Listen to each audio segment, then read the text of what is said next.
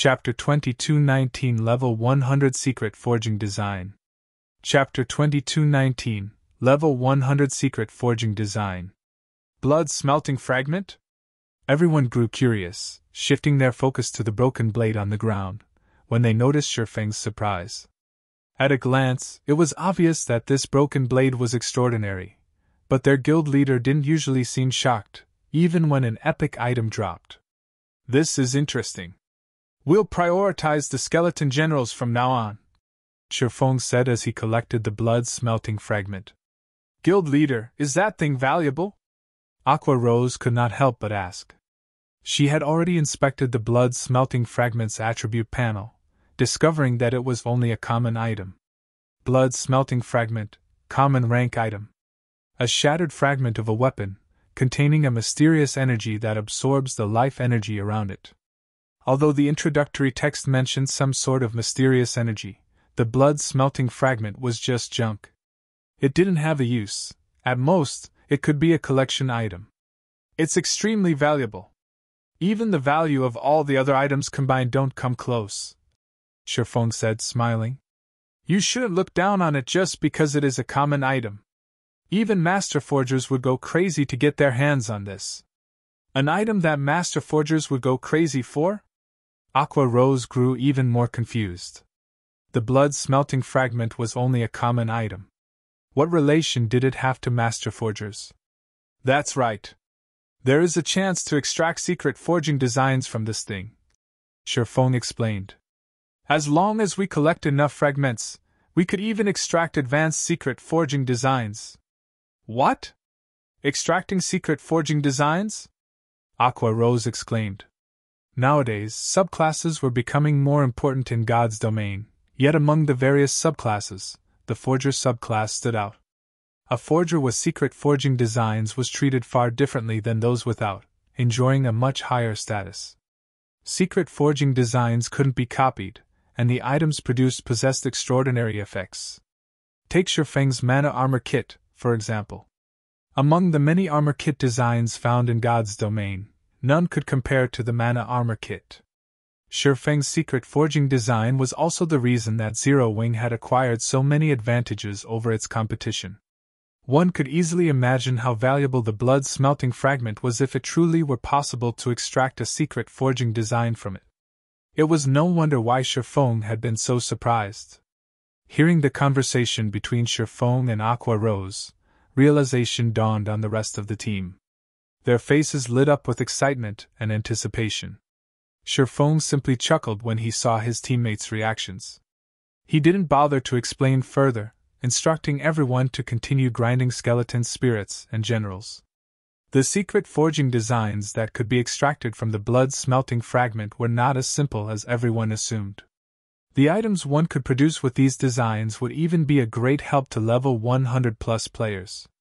They were on an entirely different level than the secret forging designs players had found thus far. Furthermore, there was the chance of extracting an advanced secret forging design. In the past, any forger that had learned an advanced secret forging design had been treated as well as Grand Master Forgers, even within the various superpowers. It didn't matter if said forger was only a Master Forger. This was because, in God's domain, the stronger players became, the less helpful external items would be.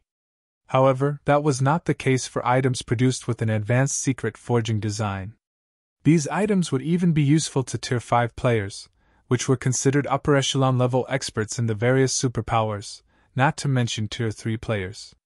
The fact that the skeleton generals had a chance of dropping the blood-smelting fragment completely exceeded Shifeng's expectations. Normally, only monsters near the abandoned land's core had a chance of dropping these fragments, but not even Tier 3 players could survive in the area. Now that he knew he could collect blood-smelting fragments from the skeleton generals, he had to go all out in hunting them down and collecting as many as he could. That way, he would have a much greater chance of extracting a secret forging design or an advanced secret forging design. The designs within the blood-smelting fragments had been created by the God of War, and every one of these designs would help a Master Forger create an unbelievable item. It was even rumored that the items could even allow Tier 4 players or below to challenge opponents that were one tier higher. Normally, players could only gain such power through legendary items, but the items produced with the God of War's top 3 designs would be similarly effective. Even if these effects were limited to Tier 4 players or below, they were still astonishing. If a first-rate guild had one of these designs, it could instantly rise as a superpower and overlord in God's domain. Following Shifeng's lead, the team went into a frenzy as they searched for and hunted skeleton generals. Fortunately, nobody else had come to explore the endless desert yet, so, despite being mini-bosses, skeleton generals were quite common. The skeleton spirits in the way were the only problem, but Zero Wings members didn't mind slaying them. With Shifeng's 3 Tier 3 demons, these skeleton spirits didn't present much of a challenge. They were little more than walking EXP. In addition, the team members activated their berserk skills from time to time, ramping up the team's overall DPS. Most importantly, as Shifeng continued to level up, his demons grew stronger. Occasionally, Shifeng would spend some magic crystals to activate Miniature World and Ring of Brilliance to speed up the grinding process, as well. After just 2 short days, every member of the team had risen to level 87. They couldn't help their desire to stay here forever after witnessing their leveling speed. As for Shifeng, he had reached level 90. If he made his level public, the various superpowers would likely faint with anger. Most of the various superpowers peak experts were still far from level 80, yet Shifeng had reached level 90 so quickly. Even if he only wore level 90 mysterious iron equipment, his basic attributes would be leagues higher than those peak experts. Sure enough, everyone's leveling speed is slowing down, Shifeng thought to himself as he killed another skeleton general and saw the change to his experience bar. He recognized that it was impossible to get his team members to level 90 before the competition. If he could get Aqua Rose and the others to level 90 and gear them out with epic equipment and level reduction gemstones, they could all use level 100 items. Starlink would then have to beg for mercy. Guild leader, another blood-smelting fragment has dropped. Fire Dance joyfully announced as she snatched up a broken blade from the pile of loot the skeleton general had dropped and handed it to Shifeng. Another one? Shifeng could not help his grin as he looked at the broken blade, enveloped in a bloody mist. With this, we finally have 10 fragments. Over the past 2 days, they had hunted down skeleton spirits and generals non-stop. They hadn't even logged out to rest.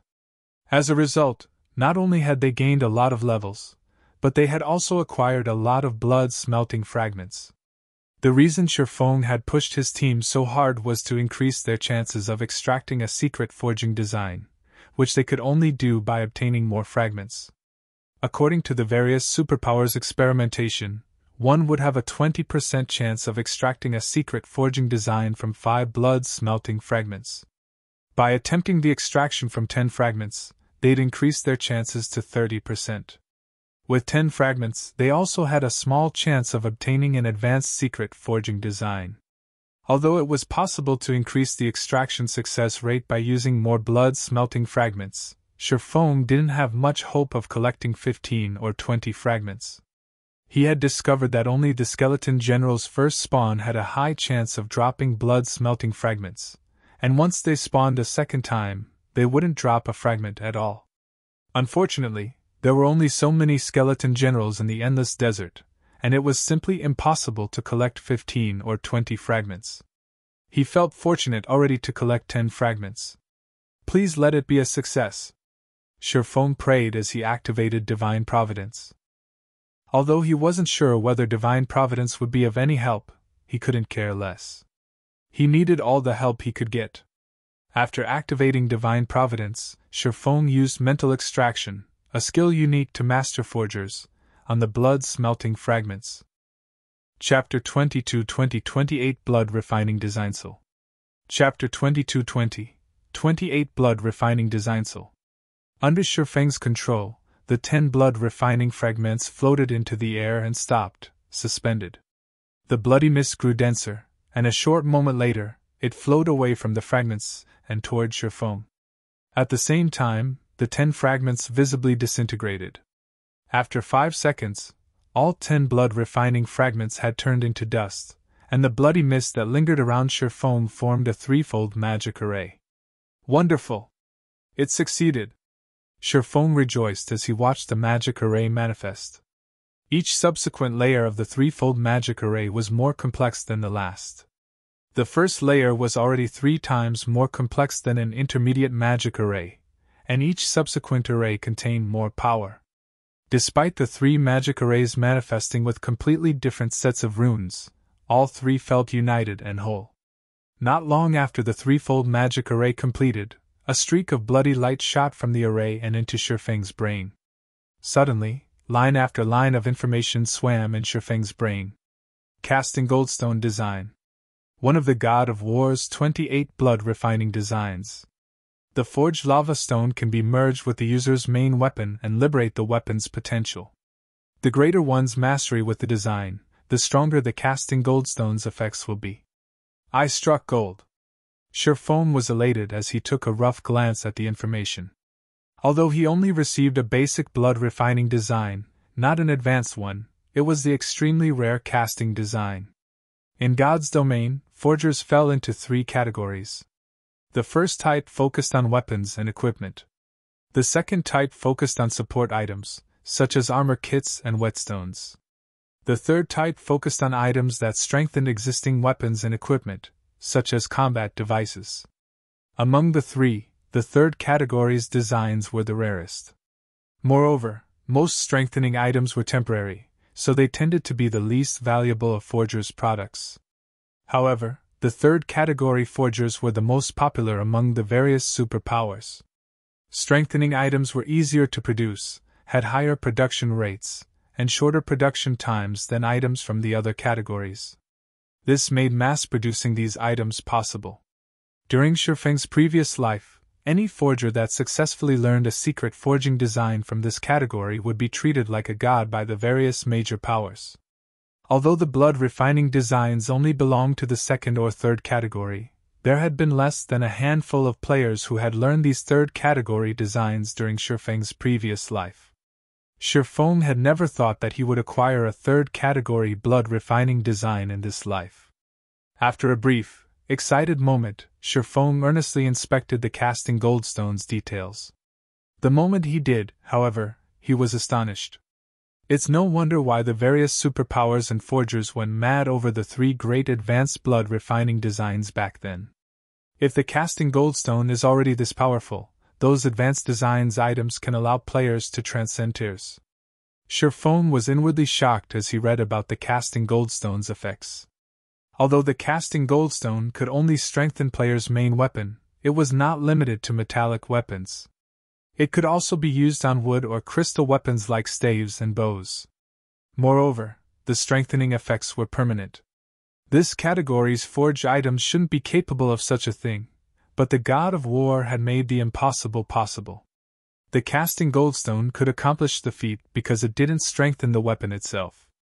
Instead, it reinforced the connection between the weapon and its wielder, giving the player a portion of the weapon's strength. The amount of the weapon's strength the user could access depended on the quality of the casting goldstone. The threefold magic array that had appeared before Shattering was none other than the casting goldstone's core. To increase the forged casting goldstone's quality, one would have to increase their mastery of the threefold magic array.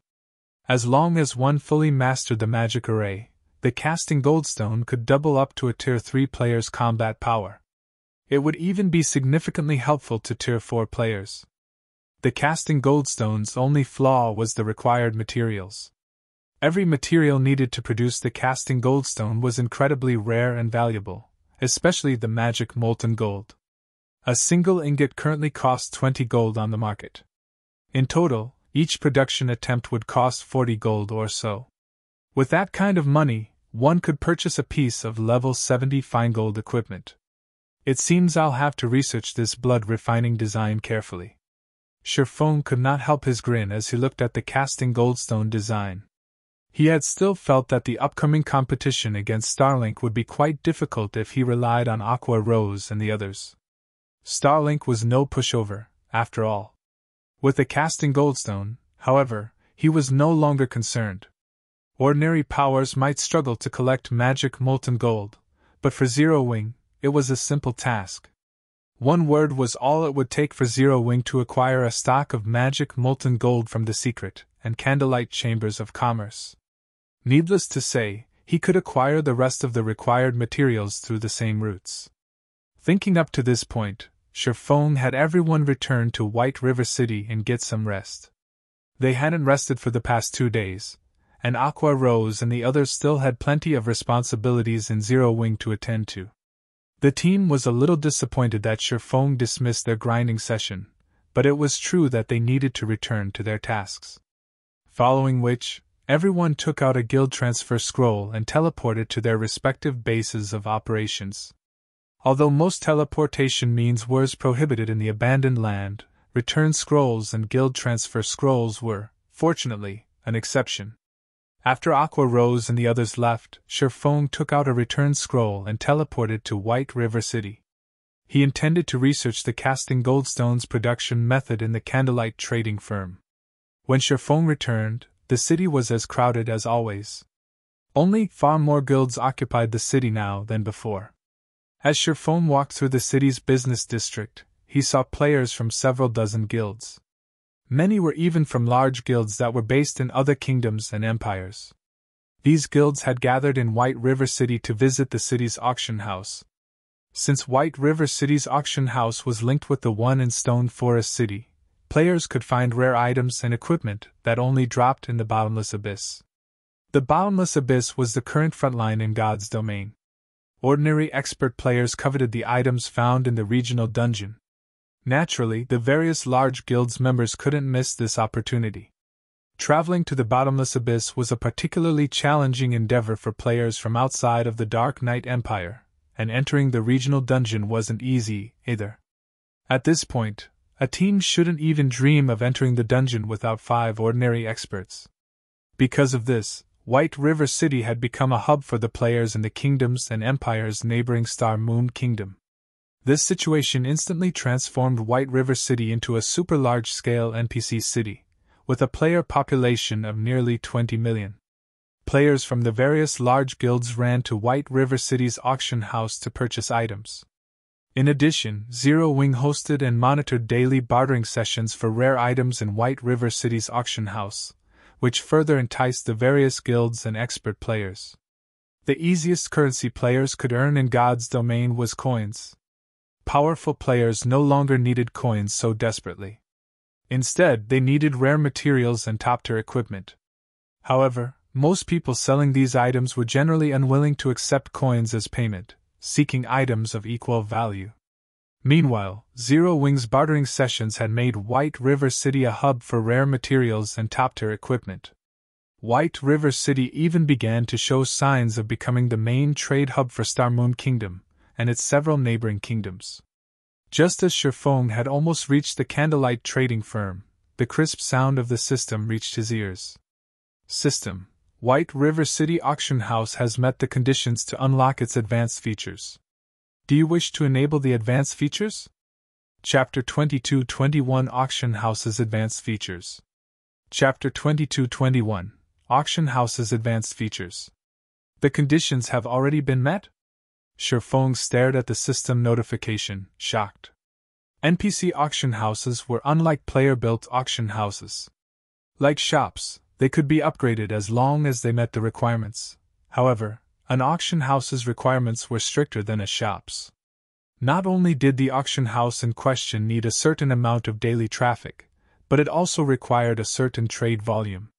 Moreover, the auction house would have to maintain these conditions for some time to qualify for a promotion.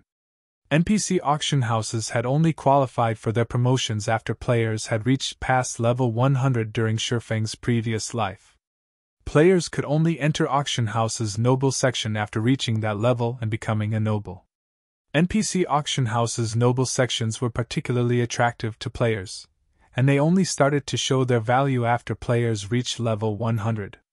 After that, player-built auction houses didn't stand a chance against NPC auction houses.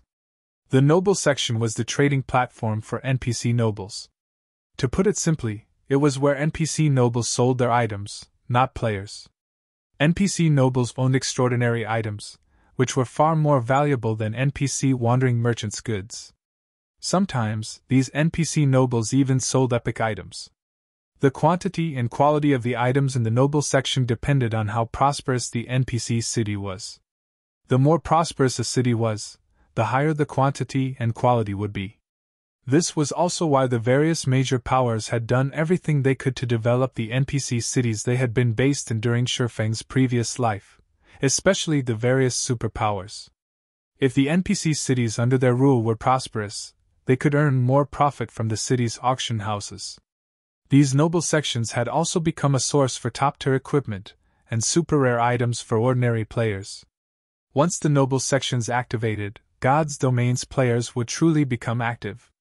They would no longer limit themselves to a specific location. Every NPC auction house would have different items to offer. Although one auction house might not have the items players wanted, another might. Hence, players in the past had tried to visit as many NPC auction houses as possible, but to enter the noble sections, they had to earn a noble title in the city. This forced players to become more active in other cities, grinding for reputation points. The increased player activity in the past had also brought turmoil to God's Domain. To secure more profit, the competition between the various major powers had intensified, and they had desperately developed the NPC cities under their rule. There were two methods to develop an NPC city. The first method increased the city's player population and commercial prosperity. The second required the powers players to complete city development quests, which players would only gain access to after reaching level 100. Level 100 was a massive turning point. During the lower levels, the main god system provided special treatment for players, but after level 100, players were on their own. This was especially true for the various major powers. After players reached level 100 and activated the city development quests, the various major powers had gone into a frenzy to complete these quests to develop their NPC cities and increase their player population as much as possible. However, every one of these city development quests required players to secure various resources from level 100 plus maps. Furthermore, players would clash with the dark forces, various kingdoms, and empires as they acquired some of these resources. This was when players started to influence the various kingdoms and empires in the truest sense. Because of this, it hadn't been unusual to see kingdoms and empires fall into ruin. The various major powers had loved to see this happen.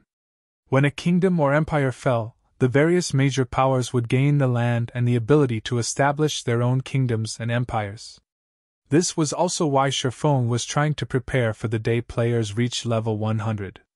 Once the many restrictions on players and monsters were gone, the various major powers would realize that the peace they had once known no longer existed.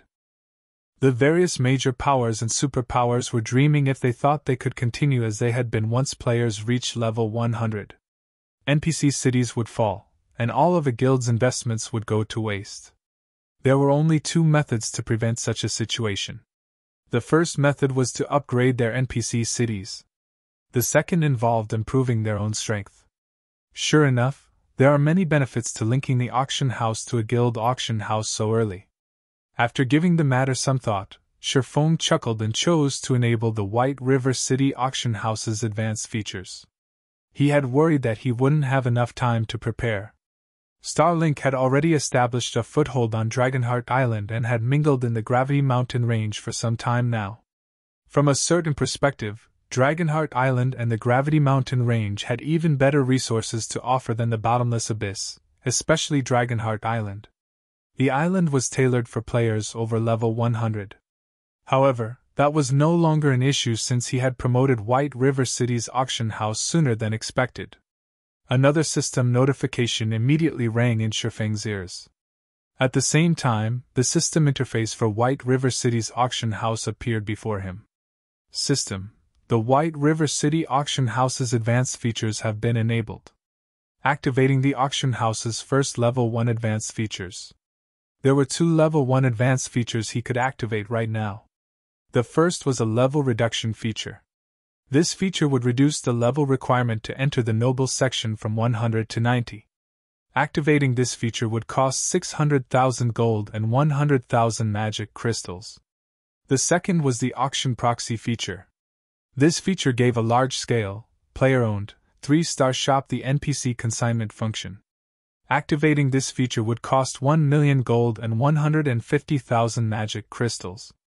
Why are the prices so much higher than in the past? Shattering was speechless when he saw the costs. During his previous life, the level reduction feature had only cost 300,000 gold and 100,000 magic crystals to activate. As for the auction proxy feature, it had only cost 500,000 gold and 150,000 magic crystals. Now, the gold cost had doubled. Even superpowers would be startled to see these prices. Although Zero Wing had considerably improved its profit margins, accumulating 1 million gold would still take some time. There were many aspects of its guild cities that required funding, and Zero Wing's member count was rapidly increasing. At this point, Zero Wing only had around 200,000 gold in savings. Fortunately, the magic crystal cost would not be a problem since the guild had close to 300,000 magic crystals saved up. But after a moment to consider the situation, Shattering didn't find these increased prices unacceptable. Mainstream players had yet to reach level 75, and the fact that White River City's auction house had gained access to its advanced features so soon was a huge advantage. The level reduction feature, for example, would attract far more players. Once players reached level 90, White River City's auction house would also become more popular than those in other cities. Furthermore, the auction proxy feature was no different than transforming a shop into a miniature auction house, one that could also sell NPCs' items. Even NPC commoners' items would interest players, and if the shop was popular enough, it could tempt NPC nobles to sell their items. Not only would this feature give the shop access to plenty of rare resources, but the shop would also have an absolute advantage over its competition. It seems I'll have to stop spending money for a while. Shattering decided to have Aqua Rose reduce the guild's expenditures slightly. With this, Zero Wing would be able to activate both features after 10 or so days. With the auction house's matters settled, Shattering entered the Candlelight trading firm and began his research into the casting goldstone design. As one of the God of War's secret forging designs, the casting goldstone's production process was quite different from that of ordinary weapons and equipment. It was a combination of magic arrays and forging. Although master forgers generally researched magic arrays as well, they didn't typically specialize in the field since they only needed arrays as support for their creations. However, the complexity of the threefold magic array that served as the casting goldstone's core was simply absurd. The first layer was already 3 times as complex as an intermediate magic array. Even though Shattering was an advanced magician, mastering this threefold magic array would be a challenge. Once he reached the quiet meditation room, Shattering carefully studied the threefold magic array. Time quickly passed. The more Shattering studied the magic array, the more shocked he became. He had never dreamed that magic arrays could be used in such a way. The casting goldstone's 3 magic arrays were unlike the average magic array. The God of War had faintly touched on the realms of truth's principles to link and use these arrays, practically using them to their fullest potential. In the end, Shattering had spent over an hour to master the first layer. However, when he turned his attention to the second magic array, he realized that it would be significantly more challenging to master. The second layer was at least 3 times more complex than the average advanced magic array. In fact, it was nearly as complex as a master magic array. If he allowed another advanced magician to tackle this task, they'd likely fail to make any progress. Fortunately for Shattering, his brain function had increased after he had drunk the life potion, so he could process information far faster than before. In addition, Shattering had already reached the Ascension realm. With these factors, he was just barely able to learn the second layer of the magic array. Success! Shattering was ecstatic when he finally formed the threefold magic array's second layer. Following which, Shattering began to forge the first casting goldstone. He wasn't currently concerned with studying the magic array's third layer until he became a master magician. Until then, completing the task would be impossible. So, he gave up on the third layer, content with relying on a 2-fold magic array to produce the casting goldstones. Although the production process was troublesome, Shattering had dealt with the most challenging aspect and could complete the rest with relative ease. In less than 5 minutes, he looked down at the shining goldstone in his hand. As the casting goldstone took form, it absorbed mana from its surroundings and decreased the room's mana density. I wonder what the effects look like. Once it was complete, Shattering unsheathed Killing Ray and merged it with the casting goldstone. Chapter 2222 Qualitative Transformation. Chapter 2222 Qualitative Transformation. The first casting goldstone Shattering had produced was so hard that not even a dark gold weapon could damage it, yet the instant it had touched Killing Ray, it liquefied and flowed into the sacred sword. Golden, divine runes then emerged down Killing Ray's blade. In the blink of an eye, the divine runes covered the entire sword. Some even manifested on the hand Shattering used to wield the weapon. It was as if these runes connected Shattering's hand with the sacred sword. After the last rune formed, Shattering felt a stream of dense energy flow into his body, and his mind cleared. Amazing! It can even improve my mental state. Shattering could not help his excitement as he gazed down at Killing Ray. Improving one's mental state was incredibly difficult. Generally, players could maintain a clear mind when in a high mana density environment, but now, holding Killing Ray was even more effective. As Shattering held his sword, his mind felt sharp and alert, as if he had just swallowed a stimulant. With this, his performance would be extraordinary. However, Shattering's mental state wasn't the only thing that had improved. Killing Ray itself had changed slightly. Now, divine runes circulated the sacred sword as it steadily absorbed the life energy around it. The divine runes only vanished after this continued for 3 to 4 seconds. Once they had disappeared, a faint layer of bloody mist took their place. But Killing Ray's new attributes were even more astounding than the external changes. The weapon had gained another passive skill after merging with the casting stone. Blood Refining Power increases all of users' basic attributes by 15% and main basic attribute by an additional 5%. Increases users' physique by 25%, as well. All attacks claim some of the target's life energy to restore the user's concentration. The casting goldstone is already so powerful with a twofold magic array? Shattering was stunned after reading Blood Refining Power's introduction. Killing Ray was nearly as powerful as fragmented legendary items in terms of basic attribute bonuses now. It was only somewhat inferior in its attack power and skills. The bonus to his physique was truly horrific. A 25% increase could almost rival the boost players received when they rose from Tier 0 to Tier 1. With the casting goldstone's massive improvements, ordinary experts would have a high chance of defeating Refinement Realm experts if both had the same levels and equipment standards. An improvement to physique alone would improve players' perception, kinetic vision, and reaction speed. Even if players didn't have the fine physical control to exhibit their combat power to the fullest, they could dodge attacks from Refinement Realm experts with these advantages. Furthermore, the Blood Refining Power significantly increased the bonuses to players' basic attributes. Of course, the Blood Refining Power was so effective here because of Killing Ray's extraordinary quality.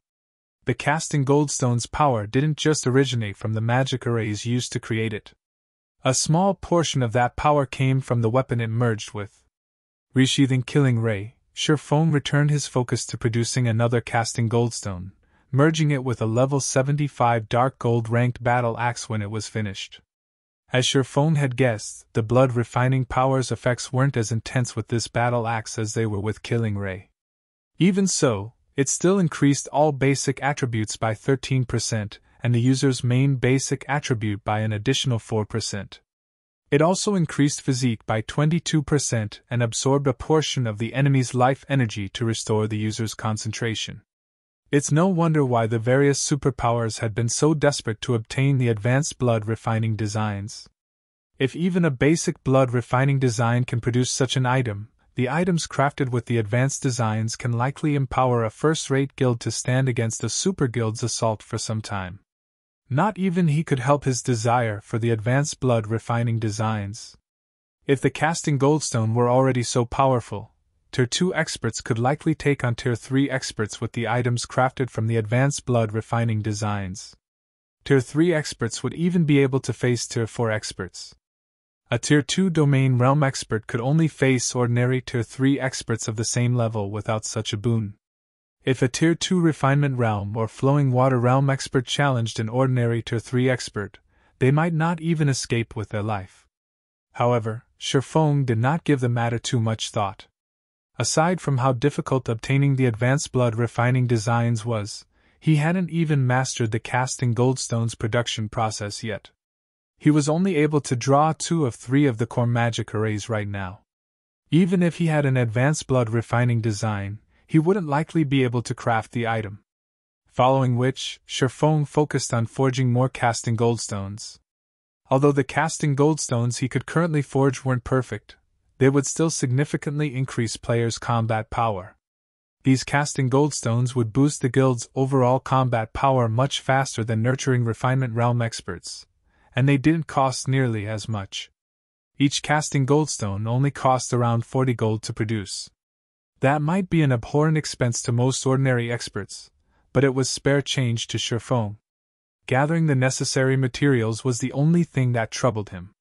Even after utilizing all of Zero Wing's connections, he had only collected several hundred sets of materials. To the massive Zero Wing, several hundred casting goldstones was simply not enough. At the very least, he would need 10,000 casting goldstones to arm Zero Wing's members enough to confront superpowers in the fields. Even so, these several hundred sets of materials were not completely useless. At the very least, he had enough to boost the combat power of Zero Wing's main force. As one casting goldstone after another took form, Shattering's production speed increased. Since he hadn't yet been familiar with drawing the magic arrays and worried that he'd failed the production process, he had been very careful when he had started. However, after merging Killing Ray and the first casting goldstone, the boost to his mental state made it easier to draw the magic arrays. After more than 20 hours of continuous work, Shattering had gone through 326 sets of materials. Although he had occasionally failed the process, and excluding the first 2 goldstones, he had forged 300 casting goldstones. As Shattering was about to begin the next forging process, he received a call request. It was Unyielding Heart, and Shattering immediately accepted the call. "Brother Heart, how are you free to give me a call?" Shattering asked while forging a casting goldstone. "I've heard that you've been grinding restlessly in the bottomless abyss's first floor." Once Unyielding Soul had garrisoned in Stone Forest City, the guild had turned its focus to the bottomless abyss. Both of its vice guild leaders had devoted themselves to exploring the regional dungeon, barely leaving the first floor since they had entered. "Brother Black Flame, how do you have time for jokes?" Anxiously, Unyielding Heart asked. "Is it true that you've agreed to fight Starlink in Dark Knight City?" "Oh? So you've heard about it," Shattering said, nodding. "Every player in the Dark Knight Empire knows by now," Unyielding Heart stated, flabbergasted by Shattering's lackluster reaction. "Starlink recently, and quite loudly, announced the situation to the public. Every player in the Empire is talking about this. How could you agree to such a match?" Since Zero Wing had secured its hold on Stone Forest City, its fame in the Dark Knight Empire had become unmatched. As a result, the guild had finally established a foothold in the Empire, and Starlink couldn't do anything about it. Yet Starlink had found an opportunity. A 10-0-0-0 versus 10-0-0-0 fight might seem like a fair match, but in reality, Zero Wing had an overwhelming disadvantage. Starlink had been in the Dark Knight Empire for a long time already and had recruited many talented experts within the Empire. It had more than enough high-quality experts to fill the 10,000 slots. On the other hand, Zero Wing had just established itself in the Empire and recruited a small number of powerful experts. How was it supposed to compete with Starlink? If Zero Wing lost this fight, its hard-earned reputation in the Empire would crumble. Everyone would think of the guild as a one-trick pony. Zero Wing had only established a foothold in the Dark Knight Empire because the various major powers and powerful experts saw the guild's potential to resist Starlink. Thus, many of these powers and experts had formed secret alliances with Zero Wing to band together against the larger superpower.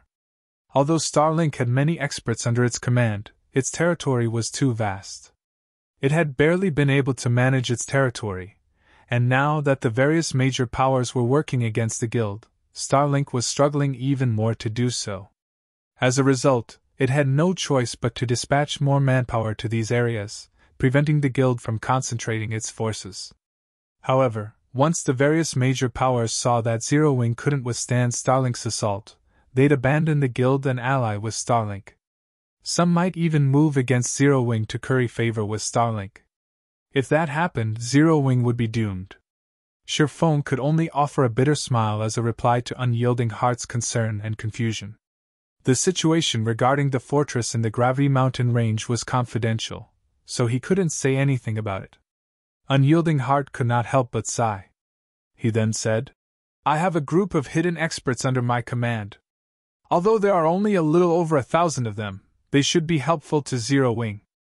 I also have some weapons and equipment that we obtained from the bottomless abyss.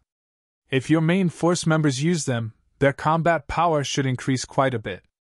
"Thank you, but let's not do that. If my guild suddenly gains an extra 1,000 or so experts, Starlink will grow suspicious.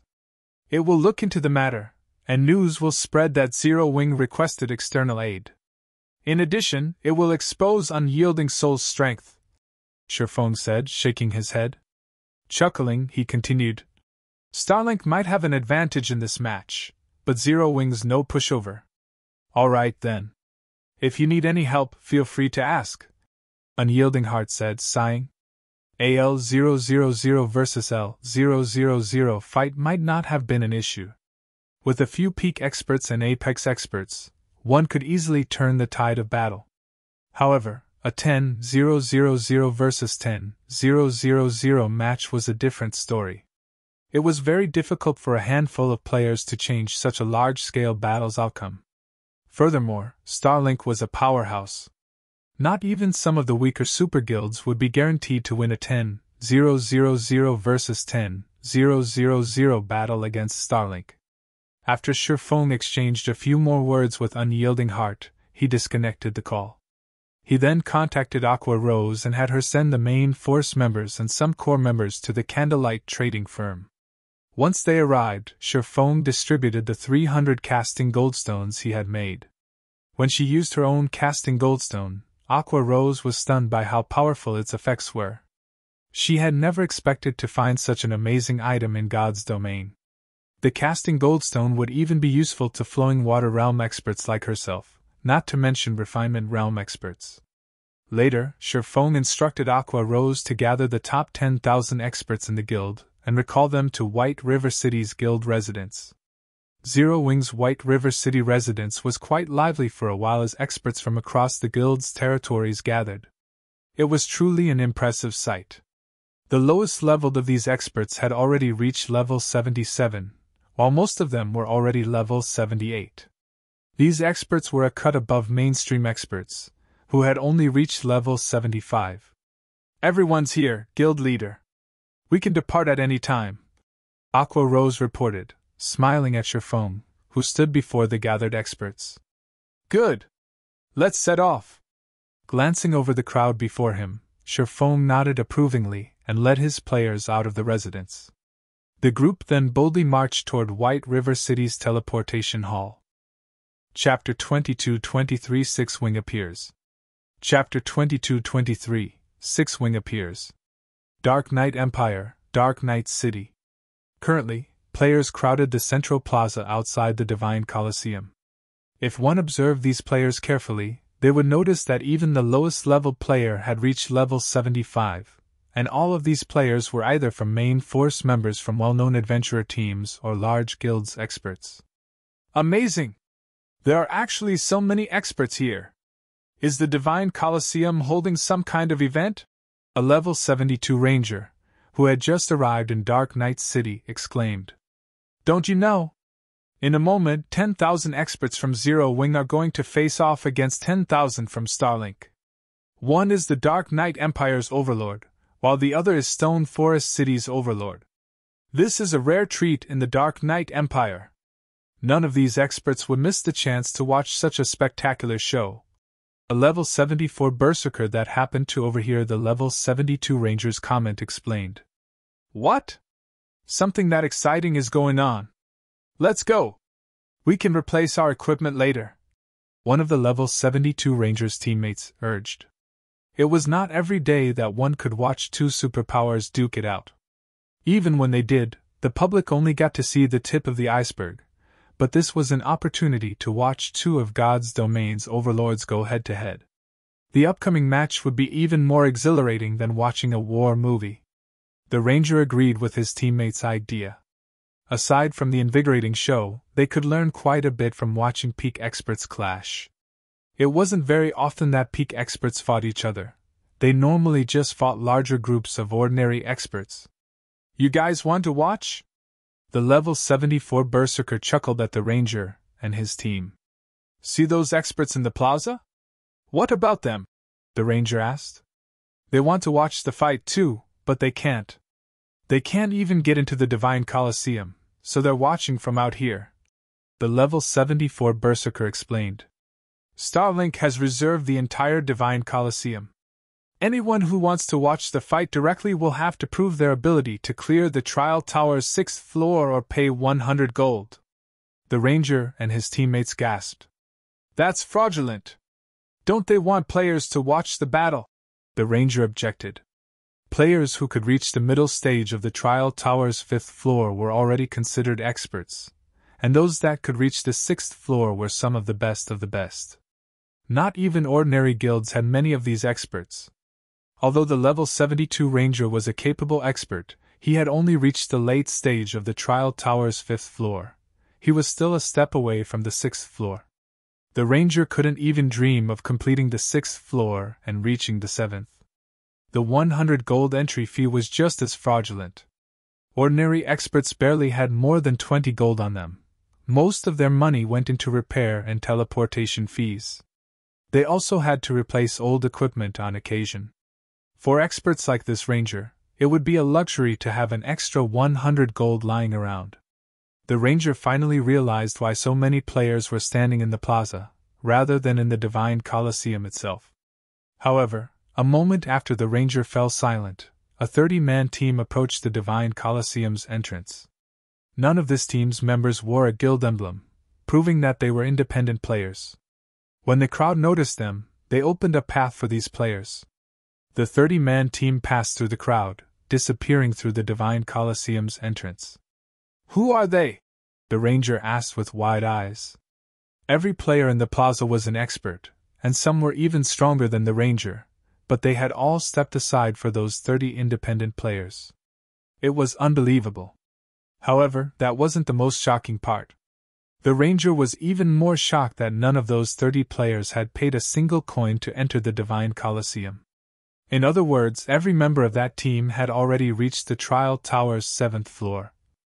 They're members of the Windwolf Adventurer Team, a top adventurer team in the Dark Knight Empire. The man leading the team is Windwolf's commander, Northwind. I hadn't expected him to make a personal appearance, though. He's normally very secretive, rarely appearing in public. It's a pity I don't have 100 gold. I'd definitely pay the entry fee to watch this fight, the level 74 berserker said as he longingly gazed at the Divine Coliseum. Although 100 gold was a huge sum, it was nothing compared to the knowledge and experience he could gain from watching a large-scale battle between two of God's domain's overlords. Players would be able to experience the battle physically from inside the Divine Coliseum, which would be entirely different than just watching a video recording. Shortly after the Windwolf Adventurer team disappeared into the Divine Coliseum, a large army of players arrived. Everyone in the plaza felt overwhelmingly stifled the moment this army reached the plaza. Starlink's members are here. Amazing! They're so strong. I can actually feel how much stronger they are than me. Despite being experts, many of the players in the plaza gasped when they saw Starlink's army. Their reactions were so intense because of how incredibly powerful every member of Starlink's army was. Even the lowest level player had reached level 77 and was fully geared in level 75 secret silver equipment. They were on an entirely different level than the experts in the plaza. So, this is a superpower's strength? Are you kidding me?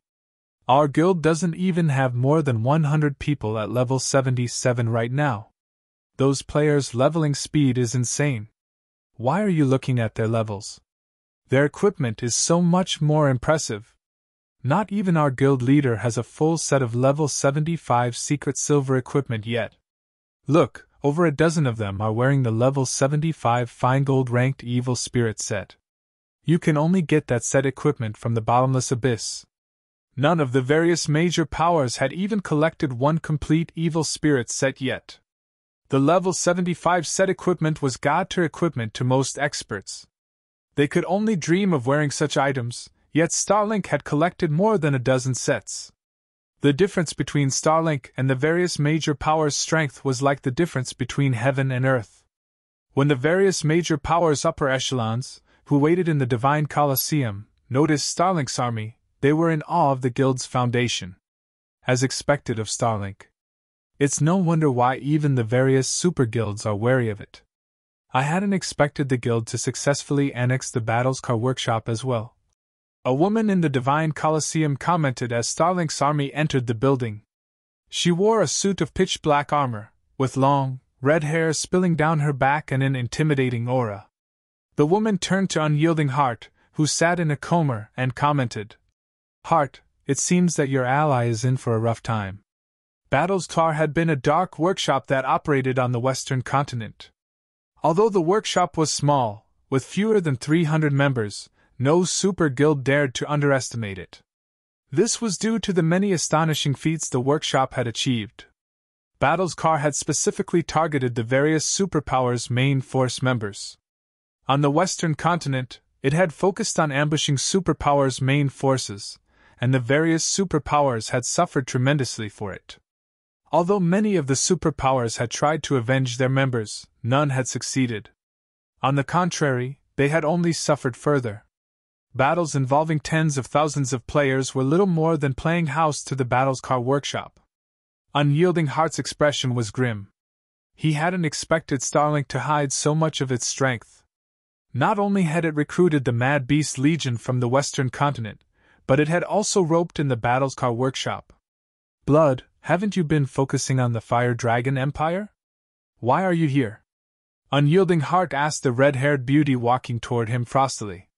This woman was as strong and famous as the Mad Beast Legion's commander, Startled Wind. He had no choice but to treat her with caution. I'm here to see if the Dark Knight Empire has any good seedlings, of course. However, I really hadn't expected to find the almighty Unyielding Soul in such a state, forced to ally with an up-and-coming guild. The woman, Delicate Blood, said, chuckling. Why don't you leave Unyielding Soul, Heart? Once Zero Wing has been defeated, the situation in the Empire will be beyond salvation, and after Starlink finishes with Zero Wing, it'll turn its attention to Unyielding Soul. You know your guild is no match for Starlink. You might as well join me as my vice commander. You'll have a far better future with me than in Unyielding Soul. I will never leave Unyielding Soul. Moreover, Zero Wing's defeat isn't a guarantee. Unyielding Heart snarled softly. Perhaps. In any case, give me a call if you have nowhere to go. Delicate Blood said, chuckling. She did not try to argue with Unyielding Heart. She knew he was only trying to delude himself. While the various powers discussed Starlink, another army emerged through the Divine Colosseum's entrance. The lowest level player among this army was level 77, and many of them had reached level 78. In fact, this force had even more level 78 players than Starlink's. And every one of these players wore a silver, six-winged emblem on their chests. Zero Wing? Chapter 22-24 Zero Wing's Foundations. Chapter 22-24 Zero Wing's Foundations. Everyone in the Divine Colosseum was stunned when Zero Wing arrived. How are their levels so high? So many of them have already reached level 78. Starlink doesn't even have 1,000 level 78 players, yet Zero Wing has more than 3,000. Is this because of the benefits in Stone Forest City? The various powers upper echelons were especially shocked when they saw the levels of Zero Wing's members. The fact that Zero Wing had level 78 players wasn't particularly surprising. Many of God's Domain's peak experts had long since reached that level and were only a step away from level 79. What truly shocked them was the number of level 78 players Zero Wing possessed. The guild had far more than the various superpowers, which suggested that their leveling speed was even greater than the various superpowers members. Previously, the average level of Zero Wing's experts hadn't been a match for the various superpowers, but after establishing a city in the bottomless abyss not so long ago, these experts' average level was so much higher than the superpowers experts. The level difference wasn't even half a level, but as time passed, that gap could grow to a full level or more. While a single level might not seem like much, the benefits of such a lead were massive. This was especially true when it came to the minor thresholds every 5 levels. A 1-level lead could give Zero Wing a 3 to 5 head start in dungeons over the various superpowers. Sure enough, Stone Forest City provides some major benefits. It's no wonder why Zero Wing dares to clash with Starlink, Delicate Blood commented. Even she was a little jealous when she saw the levels of Zero Wing's members. Levels were the foundation of players' strength in God's domain.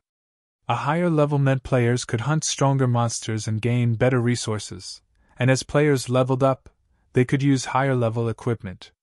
Moreover, as players leveled up, they could also use higher leveled equipment.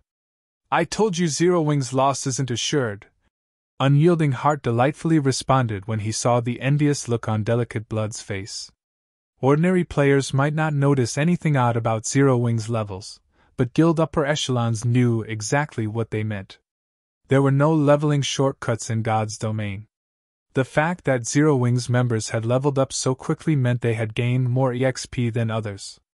The only way to do that was to kill more monsters, higher-leveled monsters, or complete more quests.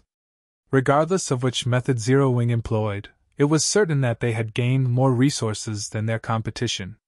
Now that Zero Wing's experts were a higher level on average than Starlink's, Zero Wing had amassed just as many, if not more, resources than the larger guild. That fact was also clear in the equipment Zero Wing's members wore. Even the weakest piece of equipment they wore was level 75 secret silver rank. Unyielding Heart could tell that although Starlink had explored more of the bottomless abyss's first floor than Zero Wing had secured more resources from the regional dungeon. He knew that Zero Wing didn't lack top-tier equipment.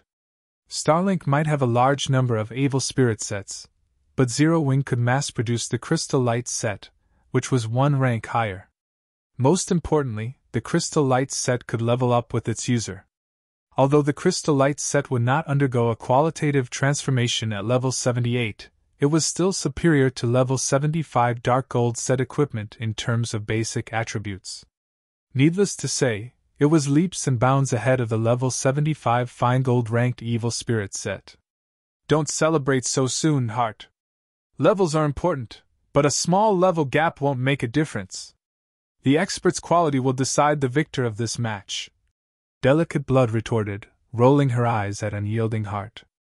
Zero Wing might have a slight edge when it came to levels, but the quality of its experts still couldn't compare to Starlink's. Any Refinement Realm expert could tell the difference between Zero Wing's standards and Starlink's.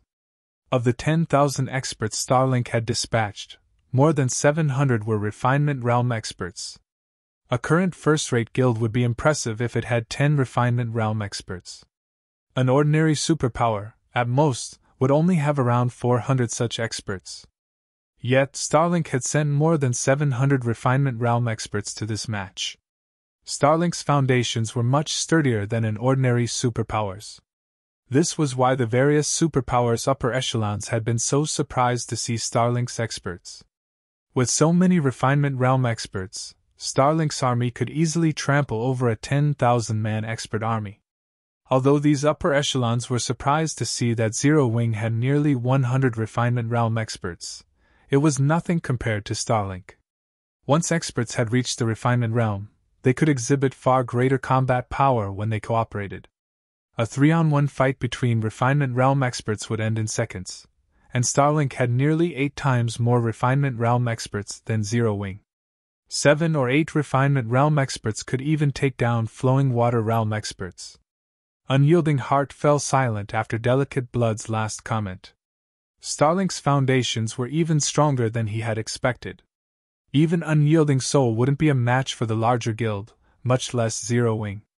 Meanwhile, a white-clad youth watched Zero Wing's members, surprised, from within one of the Divine Colosseum's VIP rooms. It was none other than 13 Thrones Guild leader, Melancholy. Zero Wing is certainly impressive. It has grown so powerful in such a short time. With a little more time and resources, it could certainly become a superpower in God's domain. It's a pity that it has to face Starlink. Zero Wing might have a chance of winning if it had to face any other superpower. Melancholy's investigation into the guild had been brief, and rumors circulated, stating that Zero Wing only had a handful of experts, while the rest of the guild's members were quite weak. However, seeing Zero Wing's force for this match, it seemed those rumors had been mistaken. Zero Wing had the ability to form a 100-man raid team of Refinement Realm experts. It was an amazing foundation.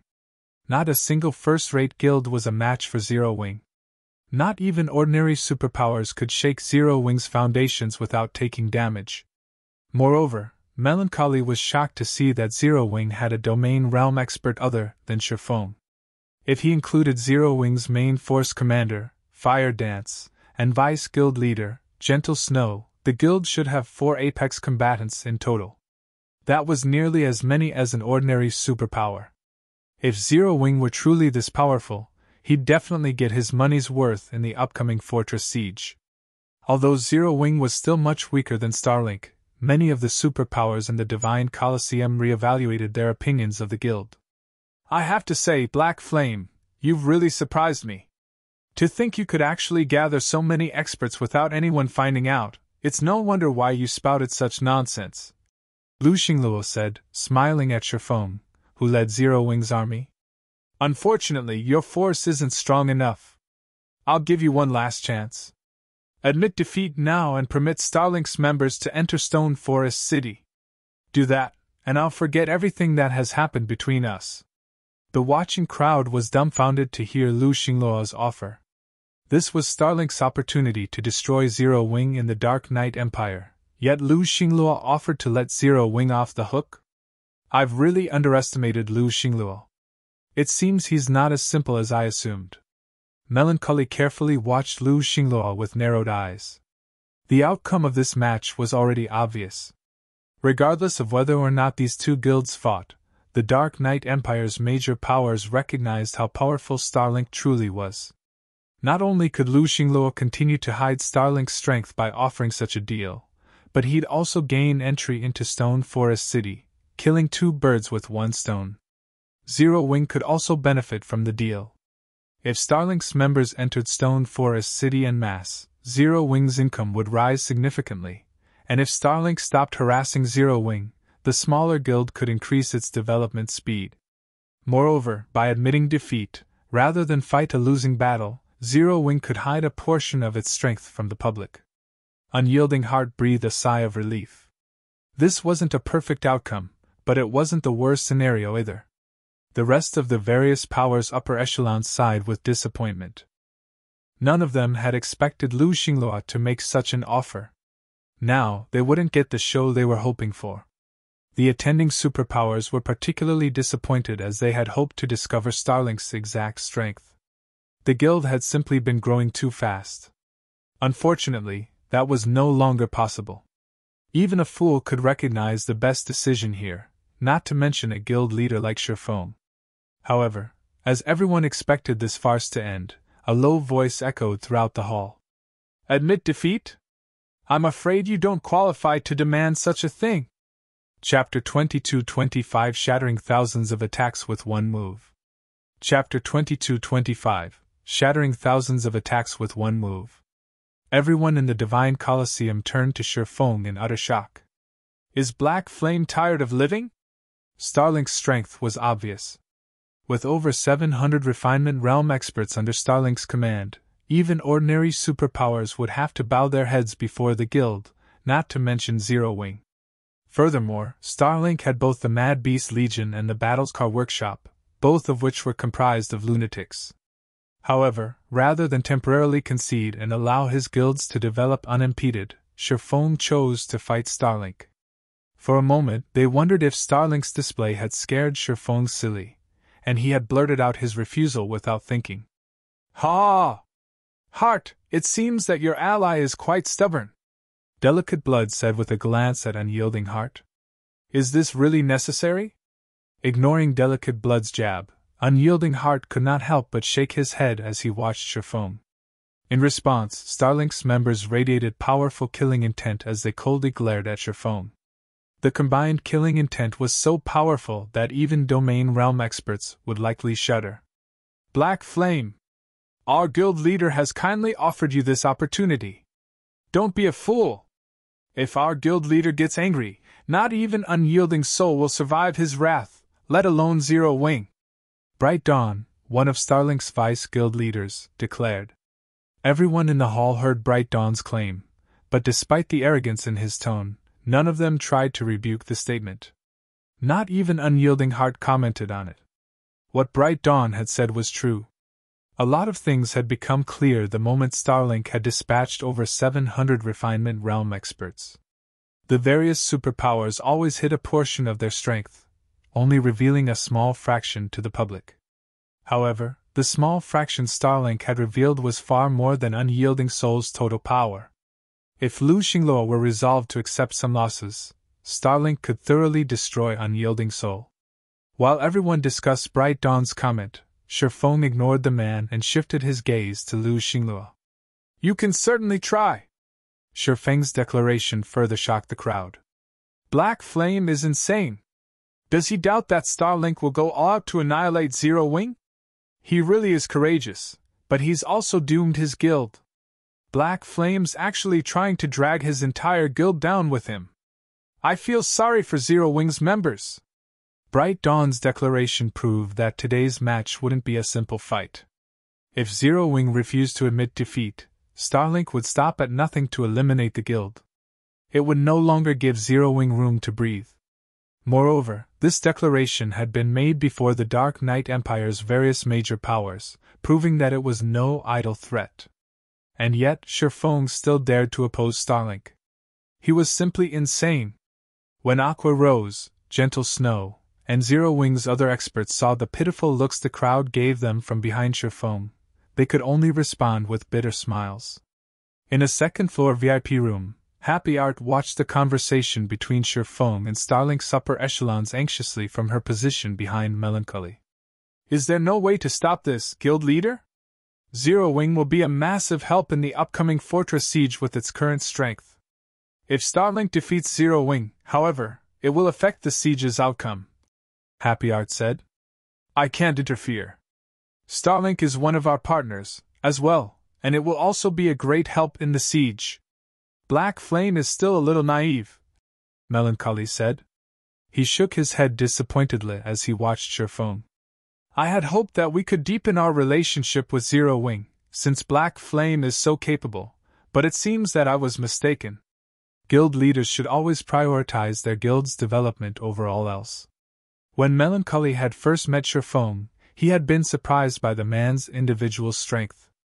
The other guild leader had made a good impression, but the fact that Shattering was willing to take his guild down with him for the sake of his personal reputation was simply foolish.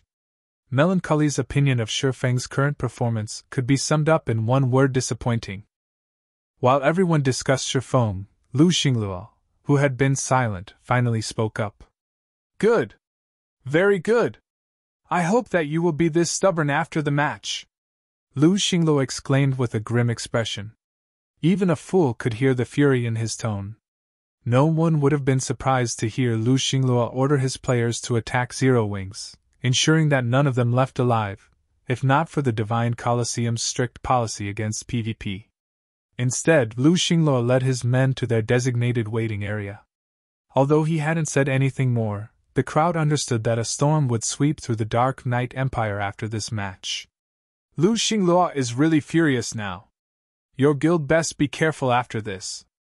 Starlink might decide to remove Unyielding Soul from the Empire before annihilating Zero Wing to ensure absolute stability within the Dark Knight Empire.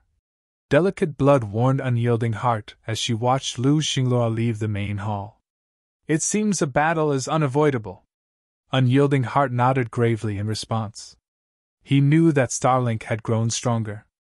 In fact, the guild's foundations were so solid that it had already begun its conquest of the Western continent. Very few superpowers were capable of such a feat at this stage of the game. There was a vast distance between God's domain's two continents. One could only travel between them by relying on special methods. Naturally, the ability to travel between continents would greatly benefit a guild. Each continent had different terrain, and as a result, they had different specialties. If a guild could take advantage of both continents, their development would be nearly assured. As the crowd watched Zero Wing's members leave the hall as well, they turned their attention to the arena. The various superpowers' upper echelons were particularly eager for the match to start. Starlink had been developing in secret for a while, rarely clashing with other superpowers. Even when it did, it would limit the scale of the conflict. Hence, no one had any idea of the guild's depths. Now that Starlink intended to go all out against Zero Wing, this was the perfect opportunity to gain more intel on the larger guild. Although Zero Wing wasn't as strong as the various superpowers, with only 100 Refinement Realm experts, it should have enough strength to expose Starlink's experts. An expert's power wasn't limited to their combat standards. Weapons, equipment, combat techniques, skills, spells, and special items all played a role. There were many aspects of an expert's strength one couldn't see until that expert fought. Fortunately, the Divine Colosseum's 10,000-man battlefield was the perfect place to witness a guild's comprehensive strength. The 10,000-man battlefield was an outdoor map, half as large as an ordinary map in the outside world. Naturally, one had to eliminate every opponent to claim victory. After a moment, both Zero Wing and Starlink's armies appeared in the outdoor clearing. A dense forest lay behind the armies, offering cover. Zero Wing's only hope is to retreat into the forest and use guerrilla tactics against Starlink. That's right. A head-on clash would be suicide for Zero Wing, but even guerrilla tactics will be a problem for them. Starlink's 700-plus Refinement Realm experts will be a frightening force in the forest. Many of the spectators were upper echelons from major powers. They had all experienced field battles, so they knew how terrifying Refinement Realm experts could be in a dense forest. However, Zero Wing's members didn't feel into the woods as expected. Instead, they charged at Starlink's army the moment the match began. Zero Wing's going for a straight-up brawl? The development took everyone by surprise. A team would have to rely on comprehensive strength to win a frontal clash on an open clearing, and Starlink's was far greater than Zero Wing's. Bastards! Lu Xinglua cursed as he watched Shifeng lead the charge with a 300-man team close behind him.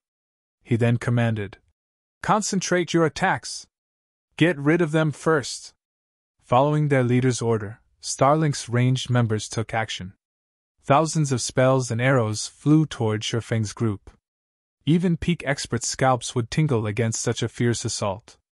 Normally, both sides' MTs would for a defensive wall, slowly advancing toward their opponents during such a large-scale battle, but Shifeng and the others disregarded normal protocol as they ran toward Starlink's army like lunatics. Every Starlink member present was an expert among experts, with far more accurate attacks than ordinary experts. Most importantly, they properly coordinated their attacks. Moreover, Starlink's Refinement Realm experts launched their attacks a moment after the first barrage, taking advantage of any blind spots players would expose after blocking the first attacks. Such an overwhelming assault could even take down peak MT experts in an instant. But just as the spells and arrows fell on Zero Wing's members like ravenous wolves, Shifeng unsheathed Killing Ray and swung the blade forward. Lightning Edge! Countless arcs of lightning shot forth, forming a blue river that slammed into the descending spells and arrows. The instant these ranged attacks encountered this river of lightning, they vanished. After both sides' attacks dissipated, a small crater, stretching across 50 yards, separated the armies. Chapter 22-26 Annihilating Tier 3. Chapter 22-26 Annihilating Tier 3. Everyone gasped as the river of lightning disappeared. How is that even possible? The spectators were astonished to see a single move counter thousands of spells and arrows. Some of the many incoming attacks Zero Wings members had faced were even as powerful as Tier 3. That first wave could have wiped out a 100-man expert team focused fully on defense. Yet, Shattering had countered every incoming attack by himself. Amazing! He actually managed to execute such a move. Unyielding Heart, who was watched from the spectator stands, was amazed by the way Shattering had used his skill. Although Unyielding Heart normally used offensive skills to defend himself, too, he hadn't thought it was possible to use an offensive skill to counter several thousand attacks. He realized that his thinking was still stuck in the earliest days of God's domain. He had thought that one could only cope with such a massive assault by dodging or blocking individual attacks. While the crowd reeled over Shattering's performance, Lu Xingluo, who led Starlink's army, sneered and said, "You might be clever for using an AoE skill to block those attacks, but how many times can you repeat that feat?" AoE skills and spells were extremely rare in God's domain, and the majority of them were exclusive to magical classes. How many AoE skills could Shattering possibly possess? On the other hand, Starlink's army was more than capable of replicating that first wave without end. Lu Xingluo's question snapped Starlink's members out of their daze, and they launched the second wave. Just as the second assault was about to slam into Zero Wing's vanguard, Aqua Rose waved her Sea Dragon staff. Under her command, violent, water-type mana gathered in front of Shattering. Water Raid. The water-type mana formed an 8-meter-tall tidal wave in the blink of an eye, halting the incoming attacks as it surged towards Starlink's army. But before the tidal wave crashed into Starlink's members, the magical class forces at the rear of the army completed their incantations. As a result, defensive barriers rose before the army, blocking Aqua Rose's water raid. The various powers' upper echelons were shocked to see these defensive barriers manifest. What? Starlink already has so many defensive combination spells? Based on the power of those barriers, they must have cast Tier 2 advanced defensive spells, but how did Starlink get so many of them? Amazing! Zero Wing doesn't stand a chance against Starlink. Players were prohibited from using tools or berserk skills in the Divine Colosseum. At most, they could use their weapons and equipment skills. In other words, the defensive barriers Starlink's members had used didn't involve magic array scrolls. As players leveled up in God's domain, they'd encounter more spells and skills that required more than one player to cast. These were known as combination skills and spells, and they were far more powerful than the ordinary skills or spells. However, they were also extremely rare, and Tier 2 advanced defensive combination spells were particularly so. And yet Starlink had clearly obtained over a dozen of these defensive spells, enough to call forth barriers to envelop its entire army. With Tier 2 advanced rank barriers, Starlink's advantage over its opponent was massive. Even a Grand Lord of the same level would struggle to destroy the barriers, not to mention Tier 2 players. So, this is Starlink's foundation? Unyielding Heart felt disheartened as he gazed at the many defensive combination spells. Defensive combination spells could also be used in team dungeons, and with such powerful barriers, Starlink's teams would have a much easier time defeating dungeon bosses. Moreover, unlike magic array scrolls, players could use their combination spells as often as necessary. When the various superpowers upper echelons saw this, their fear of Starlink grew a little. Although they knew that Starlink had hidden a huge fraction of its strength, they hadn't expected it to hide this much. It was no wonder why Bright Dawn had boasted that Starlink could easily take out Unyielding Soul.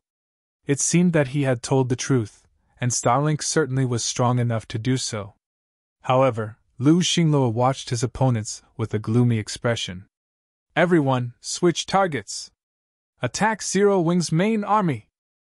Startled Wind, I want the Mad Beast Legion to form battle arrays and eliminate Zero Wing's vanguard. Let's show everyone what the consequences are for defying Starlink. Lu Xingluo snarled as he glared at Aqua Rose and the other players behind Shattering. He had wanted to secure such an overwhelming victory that no power in the Dark Knight Empire would ever consider rebelling against Starlink in the future. Yet, even after 2 waves of attacks, Starlink had failed to harm a single player from Zero Wing. It was just humiliating. "We're going to use the battle array this soon?" Startled Wind asked, surprised. The battle array they spoke of wasn't a weapon or equipment piece's additional skill, but a combination battle array they had obtained from a Tier 2 skill book. Up to 100 players could work together to manifest the array, and once it activated, all players involved would receive a huge boost to their physiques and basic attributes. These players would share their senses, as well. With these boons, the 100 Tier 2 players involved could even contend with one Tier 3 player. Startled Wind had hoped to take his time with Shattering, but it seemed that he wouldn't get the opportunity. Starlink had obtained 3 battle array Tier 2 skill books thus far, which gave it the equivalent of 3 Tier 3 experts. Moreover, a peak expert led the activation for each battle array. For these teams, killing Tier 2 players would be child's play. Receiving their orders, 300 players from the Mad Beast Legion moved into position to activate their battle arrays. As they did, crimson runes began to appear on their bodies, linking them together. The 300 players' combined aura even felt like impending doom to the spectators. Before anyone could react, the 3 100-man teams broke away from Starlink's army and charged for Zero Wing's vanguard. "Sword Demon, how many hits do you think Black Flame can take before he falls?" a man with tousled hair asked from the rear of Starlink's army. This man's attitude would surprise any superpower expert. He actually had the gall to speak to Sword Demon with such disrespect. Sword Demon was a monster that had made significant progress in the domain realm. Even a super guild's guild leader would treat him with respect, yet this unkempt man dared to question him directly. What was even more surprising, however, was the fact that Sword Demon didn't seem angry with him. Rather, he simply glanced at the man. Sword Demon wouldn't hesitate to put any other expert in his place for such an insult, but he didn't dare do so with this unkempt man. The man beside him was Evil Blade, the Battlescar Workshop's commander. Evil Blade was a true lunatic and inhumanly strong. The Mad Beast Legion's strongest team leaders are leading those 3 teams. They are all peak experts who are more than capable of using the battle array's power to its fullest extent. Black Flame should only last 7 or 8 moves against any one of them. He'll have to flee if he wants to survive longer than that. Sword Demon replied after giving the matter some thought. Shattering had defeated Sword Demon once already, so he wanted the other swordsmen to last as long as possible against the Mad Beast Legion. Unfortunately, he had witnessed the battle array's power personally and knew it wasn't something current players could contend with. How boring. And I thought I had found a good opponent. It seems the rumored Sword King isn't as impressive as rumors say. Evil Blade said, the excitement in his eyes dying away. Sword Demon could not help his frown. He wanted to rebuke the man's words but decided to remain silent. Instead, he returned his gaze to Shattering, hoping the man wouldn't fall too quickly. At this time, the Mad Beast Legion had also arrived before Zero Wing's vanguard. The 300 players then spread out and accelerated towards Zero Wing's members. In response, another massive lightning bolt escaped Shattering's killing ray. Lightning slash! From the sidelines, it looked like a black screen appeared, disrupting the battlefield as it extended and sliced through the Mad Beast Legion. In the blink of an eye, several dozen Mad Beast Legion members collapsed before transforming into particles of light. Black Panther, the Guardian Knight in the core of the central battle array, flew away from the group, scorched black. Before he even hit the ground, Black Panther's body had dispersed into particles of light. Chapter 22-27 Overwhelming the Battle Arrays. Chapter 22-27 Overwhelming the Battle Arrays. Not even domain realm experts would take a 100-man battle array lightly, but as the blue lightning bolt passed through the central array, even the charging Mad Beast Legion members were stunned when they noticed Black Panther's disappearing corpse. How is that possible? Even Sword Demon and the others watching from a distance were flabbergasted. Although Black Panther was a member of the Mad Beast Legion, they knew how strong the Guardian Knight was. Not only did Black Panther wear a full set of level 75 top-tier equipment, but he also carried an epic shield and a piece of epic equipment.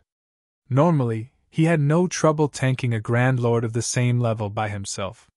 With the boons from the battle array, Black Panther could even rival a Tier 3 player's physique and basic attributes. Not even Domain Realm experts could contend with Black Panther when he had the battle array's boons. A Domain Realm expert might be able to predict the Guardian Knight's movements, but Black Panther could still overwhelm them with his extraordinary reaction speed and attack speed. In the end, the Domain Realm experts that had sparred with Black Panther had only received a beating for their efforts. If the Domain Realm experts weren't careful, they could die in an instant. Yet now, Shifeng had instant-killed Black Panther. However, Shifeng's damage wasn't what astonished Sword Demon and the others the most. If the skill Shifeng had used was a powerful taboo skill, Black Panther's death wouldn't be that strange. What really surprised Sword Demon was how fast Shifeng had taken action. Shifeng could execute his attacks so quickly that not even Black Panther, who had the physique of a Tier 3 player, had reacted in time. How did he attack so quickly? Sword Demon watched Shifeng in confusion. Shifeng was just a Tier 2 player. Even if his basic attributes were incredibly high, he shouldn't be able to launch an attack that not even Black Panther could block. Of course, Sword Demon and his companions didn't know that Shifeng had already reached level 90. Not only was he more than 10 levels higher than Starlink's members, but most of his weapons and equipment were epic or fragmented legendary rank, as well, and they could all level with their owner. Furthermore, Shifeng possessed a bloodline and the strengthened killing ray. His basic attributes were even higher than those of a level 80, Tier 3 player, and his physique wasn't, in any way, inferior to a Tier 3 player's. All he was missing was the ability to use Tier 3 skills. Black Panther might be able to face a Tier 3 player, but that was limited to a player of the same level. Moreover, Black Panther had only reached the Void Realm and had no progress in the Realms of Truth. On the other hand, Shifeng had reached the Domain Realm and Ascension Realm. Most importantly, Lightning Slash was an insanely fast attack and could easily reach across several dozen yards. It wasn't that unusual that Black Panther had failed to cope with the attack. Although Shifeng's counterattack had been shocking, Startled Wind, who commanded the Mad Beast Legion from the rear line, continued to bark orders. "Everyone, surround him! He can't use that kind of skill multiple times!" Startled Wind shouted. He had wanted to rely on the battle array to overwhelm Zero Wing's forces, but the strength Shifeng had displayed thus far made it clear that a single peak expert like Black Panther wouldn't be enough to take him down. In that case, they needed to gang up on him. After all was said and done, there was a limit to an individual's strength. Fortunately, the Mad Beast Legion members shared their senses when under the battle array's effects. Ordinary experts were no match for their coordination in this state. The scattered Mad Beast Legion members immediately reconcentrated their strength. They gave up on any hope of individual battles. Moving as one, dozens of ranged players fired over 100 spells and arrows at Shifeng. With well-practiced timing, they sealed off any path of escape for the swordsman. These attacks were nothing like the first two waves Starlink's army had previously launched. Facing the coordinated assault, even Shifeng had to execute Sword's Orbit to defend himself. He had no room to dodge the incoming projectiles. This was where battle arrays shined the brightest. Normally, not even 100 Tier 2 experts would be a match for a single Tier 3 expert, but if these Tier 2 experts perfectly coordinated their attacks and focused their strength on a single location, they could even render Tier 3 experts powerless. As the rain of ranged attacks pinned down Shifeng, Ink Rain and Brilliant Python, who led the other two battle array teams, joined the assault. Brilliant Python was a berserker, so he took the lead in the two-man charge. When he swung his great sword, even space itself began to crack. Moreover, every one of his attacks moved like a vicious snake that struck at Shifeng's weak spots. Brilliant Python neglected his defense, focusing on his assault and fully intent on trading Shifeng blow for blow. As for Ink Rain, the female assassin executed the combat technique 9 Phantom Steps, manifesting 9 copies of herself. She surrounded Shifeng and patiently waited for an opportunity to land the final blow. This forced Shifeng to focus on his defense, and as a result, he continued to shove Brilliant Python back 2 or 3 steps, not giving the Berserker the chance to land a direct hit. Although Shifeng wanted nothing more than to follow up with a fatal strike, Ink Rain and the Mad Beast Legion's ranged forces interrupted him before he had the chance. Whenever Shifeng tried to target the ranged players, Brilliant Python and Ink Rain did everything they could to stop him, giving the ranged players the time they needed to pull back. Although the two team leaders were no match for Shifeng's basic attributes, he couldn't kill either of them without using a powerful skill. Both had the support of more than a dozen healers. For a time, the two sides were locked in a stalemate. Although Shifeng successfully suppressed the Mad Beast Legion by himself, he wasn't dealing any permanent damage. Regardless, the watching crowd was shocked by Shifeng's prowess, especially Starlink's members. They hadn't dreamed that Shifeng would be so powerful. Despite facing an all-out assault from 2 battle array teams, he stood his ground. Even the weakest player on these battle array teams was a refinement realm expert, yet despite the boons from the battle arrays, Shifeng single-handedly contended with 200 of these experts. He was simply inhuman. Amazing! To think one player can wield such immense combat power. It's no wonder why you were spouting such nonsense earlier, but no matter how powerful you are, Black Flame, you're still only one man, Lu Xinglue said as he watched Shifeng. The situation even surprised him. The combat power Shifeng displayed was truly frightening. Startled Wind and Evil Blade nodded in agreement. In such a high-speed battle where one did not even have the time to breathe, their stamina consumption would be extremely high. If Shifeng continued fighting at this pace, he would soon deplete his stamina, even if he still had HP remaining. After a few more minutes, Shifeng abruptly retreated, shaking off Ink Rain, Brilliant Python, and the rest of the Mad Beast Legion. Sure enough, dealing with Tier 2 battle arrays is tough without a sure kill skill, Shifeng thought as he eyed Brilliant Python and Ink Rain. Battle arrays were one of the main weapons players relied on to defeat high-tiered players. Even Shifeng had used battle arrays to do so during his previous life, but he had never expected to be on the receiving end one day. He wouldn't have had so much trouble against a single 100-man battle array, but he currently had to deal with 2.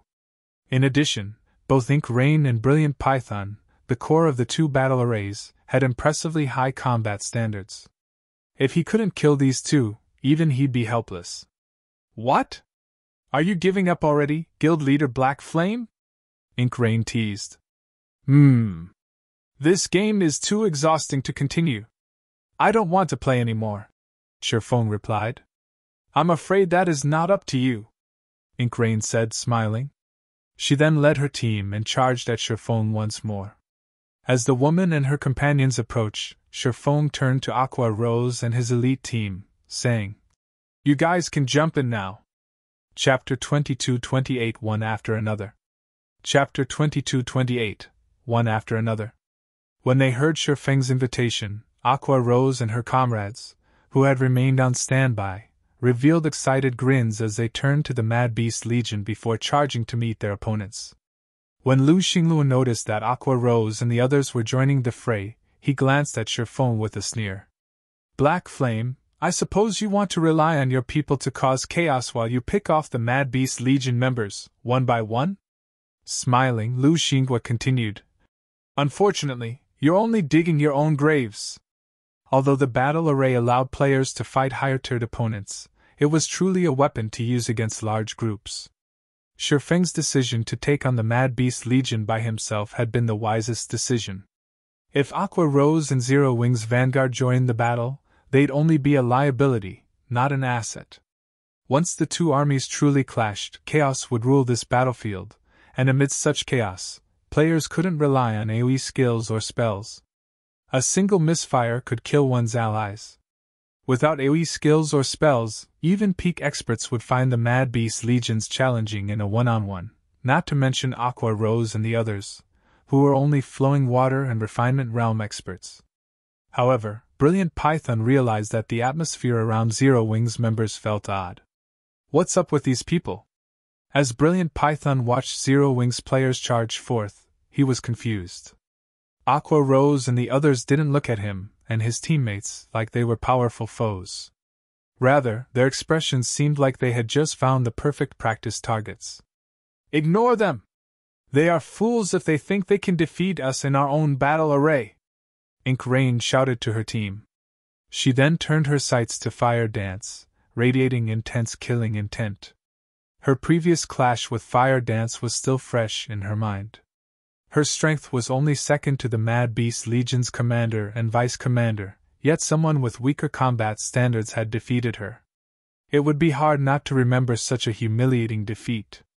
Although she didn't know how Fire Dance had increased her life rating so drastically last time, she had the battle array. She was going to use this chance to toy with the other assassin. Ink Rain's figure blurred as she dashed forward, only taking a moment to reach her opponent. She thrust her blade at Fire Dance, who ran at the forefront of Zero Wing's team.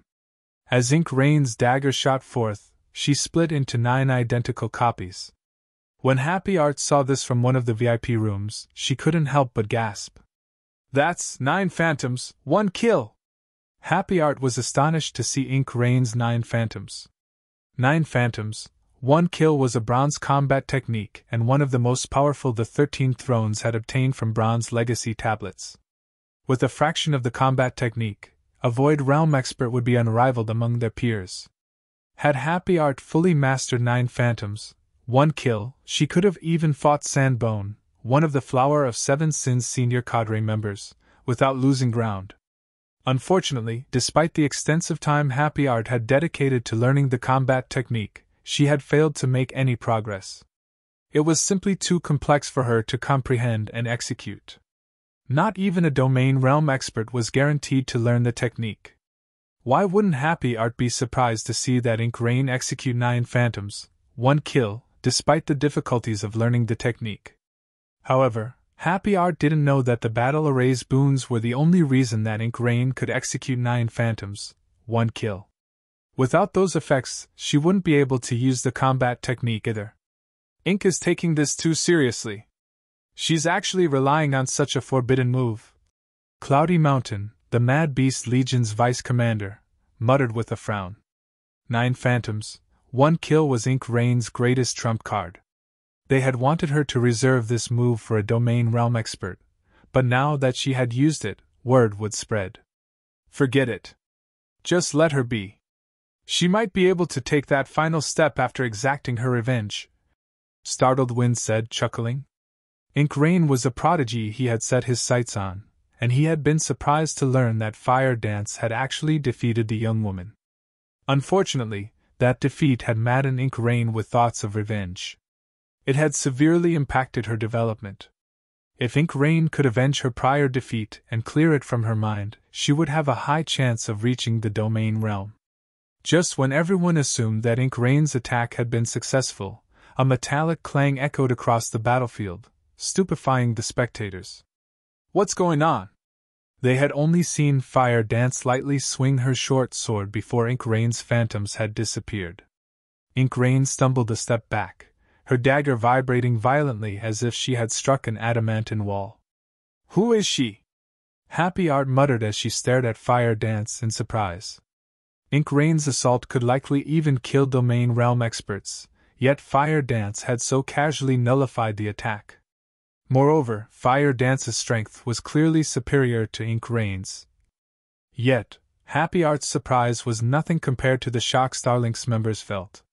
Ink Rain was the core of one of the battle arrays, and the boost to her physique and basic attributes was even greater than what her comrades had received. With this boost, she shouldn't have any issues contending with Tier 3 players of the same level, yet her strength was no match for Fire Dance's. Before Ink Rain could recover from her momentary shock, Fire Dance swung 1,000 transformations once more. As the short sword sliced through the air, countless blades bit into Ink Rain, giving the woman no room to dodge. Pun! This time, Ink Rain felt as if a hammer had struck her hand, leaving it completely numb. She was forced to stumble 2 steps backward, as well. Seeing the weakness in Ink Rain's defense, Fire Dance didn't hold back as she continued to attack the enemy assassin. She continued to push Ink Rain back, forcing the woman to defend herself. The Mad Beast Legion members, who were preparing to face off against Zero Wing's members, were stunned. They had never expected to find yet another powerful player among Zero Wing's members. Before anyone could recover from their shock, however, the battle between Zero Wing's vanguard and the Mad Beast Legion stunned the spectators once more. The clash hadn't ended as everyone had expected. They had expected the Mad Beast Legion's charge to shatter Zero Wing's formation. After all, every Mad Beast Legion member was a refinement realm expert, and they were all empowered by their battle arrays. They should be able to annihilate Zero Wing's vanguard in a few moves. However, Zero Wing's vanguard repeated pushed back the powerful Mad Beast Legion, and even Brilliant Python, one of the battle array's cores, suffered a worse fate than Ink Rain at Gentle Snow's hands. As if swatting a helpless fly, every one of Gentle Snow's casual swings with her great sword sent Brilliant Python flying 5 or 6 yards away. What is going on? Lu Xingluo's smile froze as he watched his Mad Beast Legion suffer. Baffled, he watched Fire Dance and Gentle Snow. Even the various spectating powers gaped in shock. They simply couldn't process what was happening before their very eyes. Chapter 22-29 Group Fight. Chapter 22-29 Group Fight. The spectating crowd felt stifled by Zero Wing's unstoppable performance. Zero Wing is actually this strong? The players watching this battle from within the Divine Colosseum weren't ordinary experts. Some were even superpowers upper echelons. They had all seen the strength of the Mad Beast Legion's battle arrays. The boons the arrays provided were undeniably massive, yet despite such power, the Mad Beast Legion was no match for Zero Wing's 300-player vanguard. It was unbelievable. Fire Dance's and Gentle Snow's performances were especially stunning. Based on the combat power Ink Rain and Brilliant Python had displayed, the crowd knew they were peak experts. Even in a super guild, they'd be top-ranked players. With the boots from the battle array, even domain realm experts would have to avoid a fight with those two. But neither Ink Rain nor Brilliant Python was a match for Fire Dance and Gentle Snow. The spectators simply couldn't understand how Zero Wing had gained two such powerful experts. Even Delicate Blood, who sat in the stands, was surprised as she watched the women. How are their attributes so high? Delicate Blood had a better understanding of what was happening on the battlefield than many of the experts around her. Although the two women's moves seemed special, as if they used a combat technique with every swing of their weapons, Delicate Blood could tell that they had only reached the flowing water realm. While incorporating combat techniques into every attack would increase their combat power, basic combat techniques could only offer a small boost. Furthermore, basic combat techniques didn't pose much of a threat to experts like Ink Rain and Brilliant Python.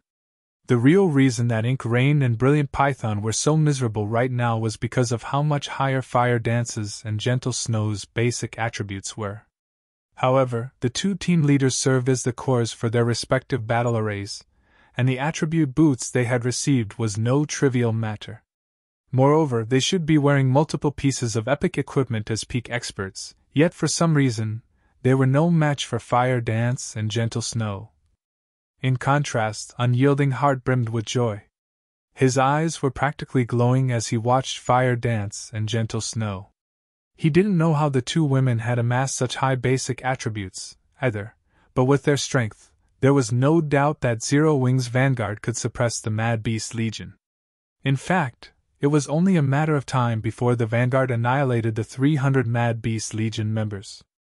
The 300 Mad Beast Legion members were refinement realm experts, and if Zero Wing's peak combatants could suppress these players, it would prove that Zero Wing had its own peak legion that could rival the various superpowers. Combined with Unyielding Soul's peak combatants, not even Starlink would find the two guilds an easy opponent to deal with. Meanwhile, on the battlefield, the fights continued for a short time as the Mad Beast Legion rapidly lost members.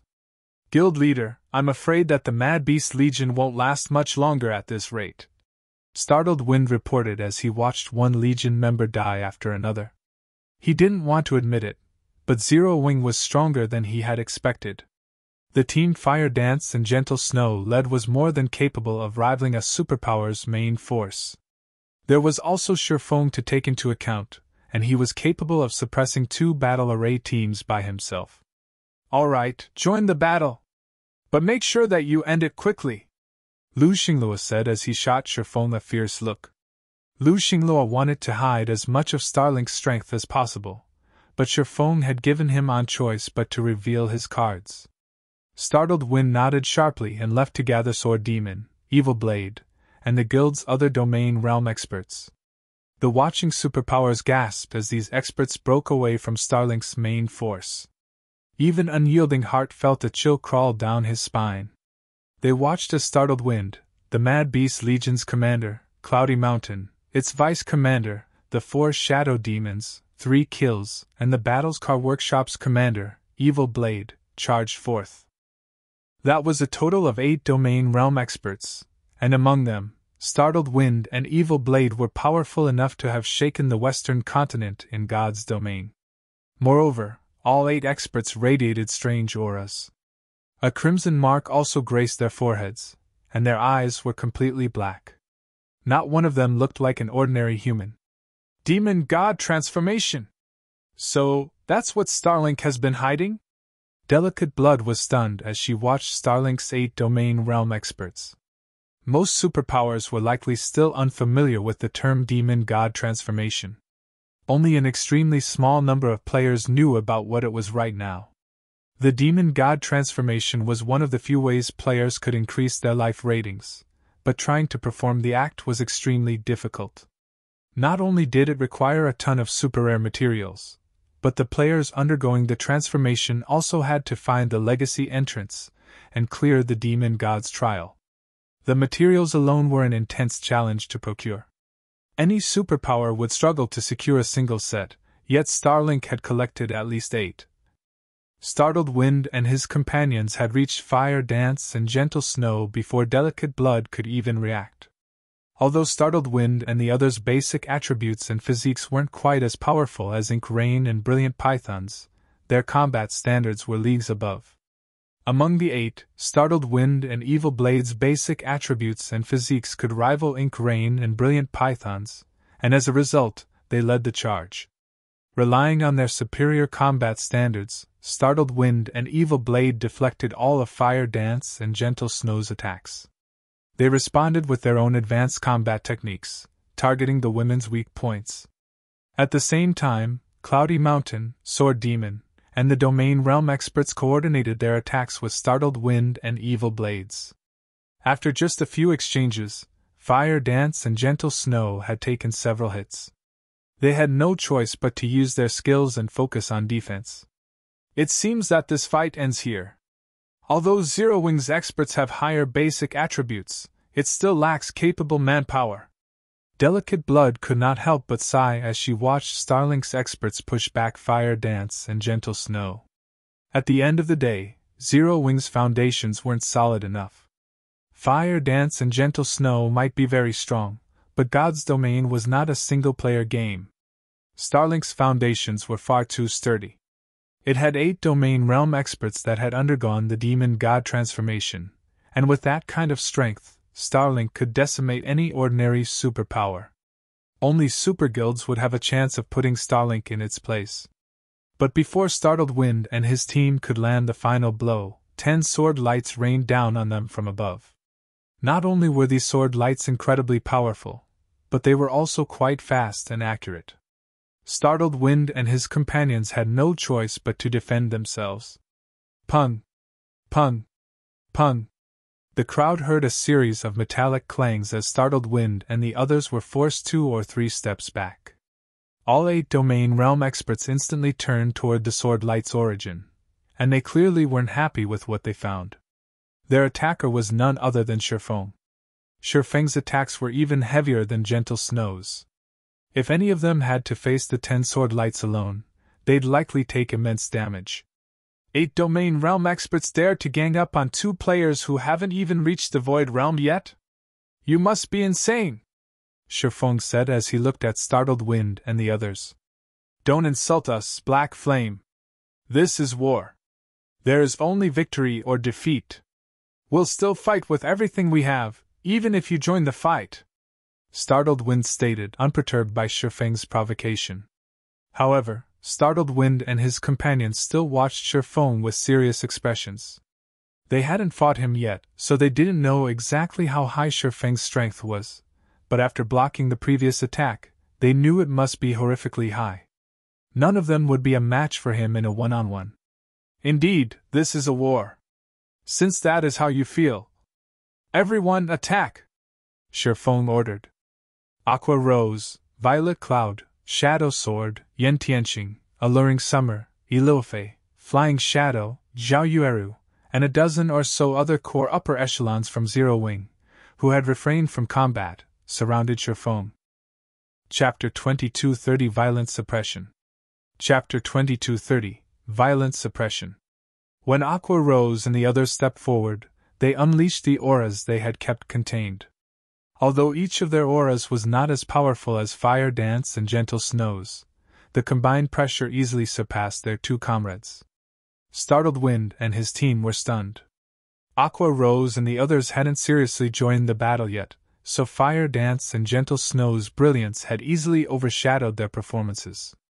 As a result, Startled Wind and his companions hadn't been able to get a clear estimation of their strength. However, as Aqua Rose's group revealed their true selves, Startled Wind and Starlink's other domain realm experts recognized how powerful these players were. Are you kidding me? How can a guild like Zero Wing have so many experts with such incredible attributes? Aqua Rose and her comrades no longer felt like current players. The weakest among them likely had basic attributes that could even rival Ink Rain and Brilliant Python. Aqua Rose, Violet Cloud, Kola, and Zhao Yueru were only slightly weaker than Fire Dance and Gentle Snow. When the Mad Beast Legion members felt this combined aura, they couldn't help their instinct to retreat. None of them dared to approach Aqua Rose's group. Only the Legion's peak experts withstood the powerful aura, although they were still afraid. The Mad Beast Legion felt as if they stood before over 20 great lords. How could they possibly face such a powerful force? Have they already reached Tier 3?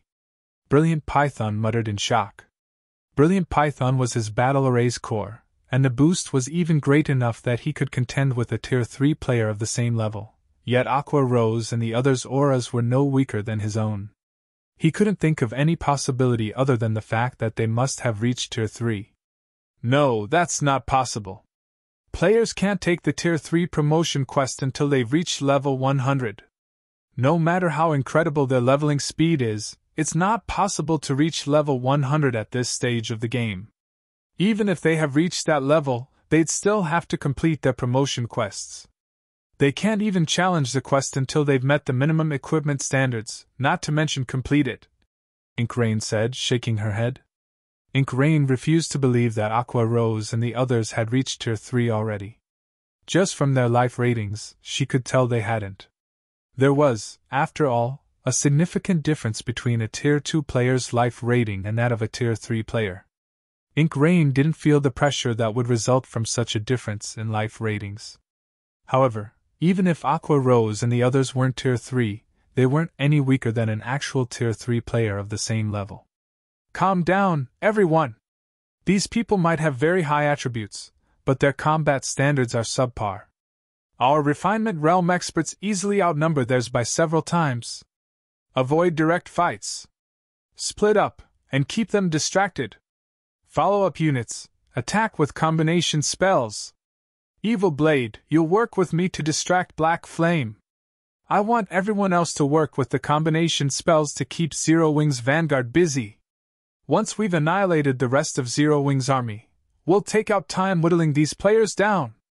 After taking a moment to calm down, Startled Wind commanded the Mad Beast Legion's refinement realm experts. It was impressive that Zero Wing had 20+ players with the combat power to rival Tier 3 players, but the difference between experts wasn't limited to basic attributes. Combat standards also played a massive role. After all was said and done, Zero Wing did not even have 100 refinement realm experts. Even if Zero Wing's refinement realm experts had higher basic attributes, they couldn't one-shot other players. They could simply split up and tackle these Refinement Realm experts using boss raiding methods. With startled Wind's orders, realization dawned on Starlink's members. Aqua Rose and the others were quite powerful, but the fact remained that Starlink had more Refinement Realm experts. Starlink's forces then took action. The Refinement Realm experts that had stood with the main army began to cast their Tier 2 combination spells, targeting Zero Wing's vanguard. These Tier 2 combination spells were even stronger than single-target Tier 3 spells, and could even cause a significant amount of damage against Grand Lords. Moreover, these Refinement Realm experts' aim was incredibly accurate. In the meantime, the 4 Shadow Demons, Cloudy Mountain, and 3 kills made their way toward Aqua Rose's group. Their basic attributes might not be as high, but they had higher combat standards. With a single glance, they found plenty of weak points in the Vanguard's defenses. If they coordinated their attacks with the combination spells, killing Aqua Rose and the others would not be difficult. But the instant Starlink's members reached their targets, they discovered that they had been outrageously mistaken. Naturally, Aqua Rose, Violet Cloud, and Zhao Yueru didn't hold back. Facing several dozen incoming combination spells, Aqua Rose lightly waved her Sea Dragon staff and cast Aqua Precinct. 12 water serpents immediately appeared around Aqua Rose, radiating an aura no weaker than that of a level 75 Grand Lord. Under Aqua Rose's control, the serpents blocked most of Starlink's combination spells. Meanwhile, Violet Cloud activated her death-size Shadow Rage, summoning a total of 300 Shadow Blades. Every Shadow Blade effortlessly struck down a combination spell, and in the end, Aqua Rose shattered the remaining incoming attacks in an instant. In the end, it took only an instant for Aqua Rose to shatter the remaining combination spells. Zhao Yueru took a more direct approach than her companions. Her Frost Flame's Wrath was already capable of upgrading her spells by 1 tier, so they were currently Tier 3 spells. With her extraordinary basic attributes and physique, she'd have no issues defeating an actual Tier 3 Great Mage, much less a bunch of Tier 2 magical class players. After casting the Tier 2 spell Flame Sanctions, over 30 Crimson Magic Arrays appeared around Zhao Yueru. Each released a fiery spear, which was powerful enough on its own to warp the space around it. These spears were easily more powerful than Starlink's Tier 2 combination spells, and Zhao Yueru used them to bombard the Mad Beast Legion members. The Mad Beast Legion members responded in time and blocked the incoming spears, but they still stumbled back 7 or 8 steps, their arms trembling from the impact and their HPs plummeting. Zhao Yueru's attacks made her just as powerful as a humanoid defense turret. As long as magical class players had enough time to cast their spells, they'd wreak even more havoc on an open battlefield than their melee counterparts. A magical class player with a special legacy and a fragmented legendary weapon would be no more than a natural disaster. Although the 4 Shadow Demons and their companions wanted to stop the 3 women, Kola, Shadow Sword, Alluring Summer, Iloafe, Flying Shadow, and Yen Tianxing halted their advance. Despite having higher combat standards, the 4 Shadow Demons party struggled against Kola's due to the huge level gaps. Yen Tianxing, in particular, could suppress Sword Demon on his own. Meanwhile, Iloafe kept 3 kills, who was only second to Sword Demon's strength, busy. Fire Dance and Gentle Snow continued to push back Ink Rain and Brilliant Python, who fared far worse than Sword Demon and 3 kills. Elsewhere on the battlefield, the more startled Wind and Evil Blade fought Shifeng, the more afraid they became of the swordsman's prowess. Not only could Shifeng incorporate a combat technique in every move, but he also used his horrifying speed and strength to increase the lethality of his attacks. The 2 Domain Realm experts couldn't get close to him, forced to dodge or use skills to defend themselves. Even so, their HPs continued to decrease. If not for the rear line healer's support, they would have likely died already. However, even though Zero Wing had the advantage, Starlink simply had too many Refinement Realm experts. Although Zero Wing's Refinement Realm experts could face 5 opponents by themselves, it wasn't enough to compensate for Starlink's numerical advantage. Unfortunately, most of Zero Wing's Refinement Realm experts weren't quite that strong. After several minutes, Zero Wing's Vanguard had lost over 100 players, including over a dozen Refinement Realm experts. In contrast, Starlink had only lost around 300 players. As both guilds' main armies clashed, Zero Wing's losses were more severe. It wasn't just because of the quality difference between their experts, but the defensive barriers that protected Starlink's members. Black Flame, Zero Wing's story ends here. If it were merely a 1,000-man battle, you might have had a chance of victory. Unfortunately, this is a 10,000 versus 10,000 battle. You alone aren't enough to influence the outcome. Startled Wind snarled, breathing a sigh of relief once he saw that this battle's outcome was assured. Zero Wing had already suffered more than 2,000 casualties on the main battlefield, while Starlink had only sustained around 500. As long as they could hold out until Zero Wing's main army fell, the rest of Starlink's players could wear Shattering and his companions down, even if Starlink's domain realm experts were annihilated. In such a high-speed battle, experts of their caliber were no trivial matter. Fighting at their peak consumed a lot of stamina and concentration, and executing one advanced combat technique after another would increase their consumption. Startled Wind only had around half of his stamina remaining, and with Shattering facing two domain realm experts at the same time, he shouldn't fare any better. Startled Wind wasn't the only one to consider the issue. Everyone was aware of it. Aqua Rose and Zero Wing's other magical class experts had already blown through more than half of their mana. Even if Zero Wing's Vanguard team eliminated Starlink's 700+ Refinement Realm experts before its main army fell, the surviving Vanguard members wouldn't be useful combat power. How exactly did Zero Wing plan to defeat Starlink's forces? You're not wrong. I can't turn the tide of this battle by myself, but what happens if I'm not alone? Shattering asked, flashing a grin at Startled Wind and Evil Blade. Shattering's question made them realize something, and they stared at him with grim expressions. The moment Shattering finished his question, he activated Twilight's Shadow and Twilight of the Gods. The swordsman then split into 8 identical clones, each looking straight at Startled Wind and Evil Blade. Crap! Many of the watching players gasped when they saw Shattering split into 8 copies of himself. Some even cursed aloud in surprise. Startled Wind and his comrades, who shared a battlefield with Shattering, felt as if someone had dumped a bucket of cold water over their heads. Chapter 2231 Instant Killing Apex Experts. Chapter 2231 Instant Killing Apex Experts. Shattering was already unstoppable on his own. He could, single-handedly, destroy a 1,000-man legion of expert players. And now that he had split into 8 clones of himself, even a fool could predict what was about to happen. Startled Wind and Evil Blade stared with grim faces. They wanted to curse this swordsman for cheating. Although doppelganger skills were very rare in God's domain, they were apex experts and had seen quite a few before, but they had never seen a doppelganger skill as despicable as the one Shattering had just used. Run! Before anyone could recover from their shock, Startled Wind shouted for a retreat. He turned and fled without any hesitation.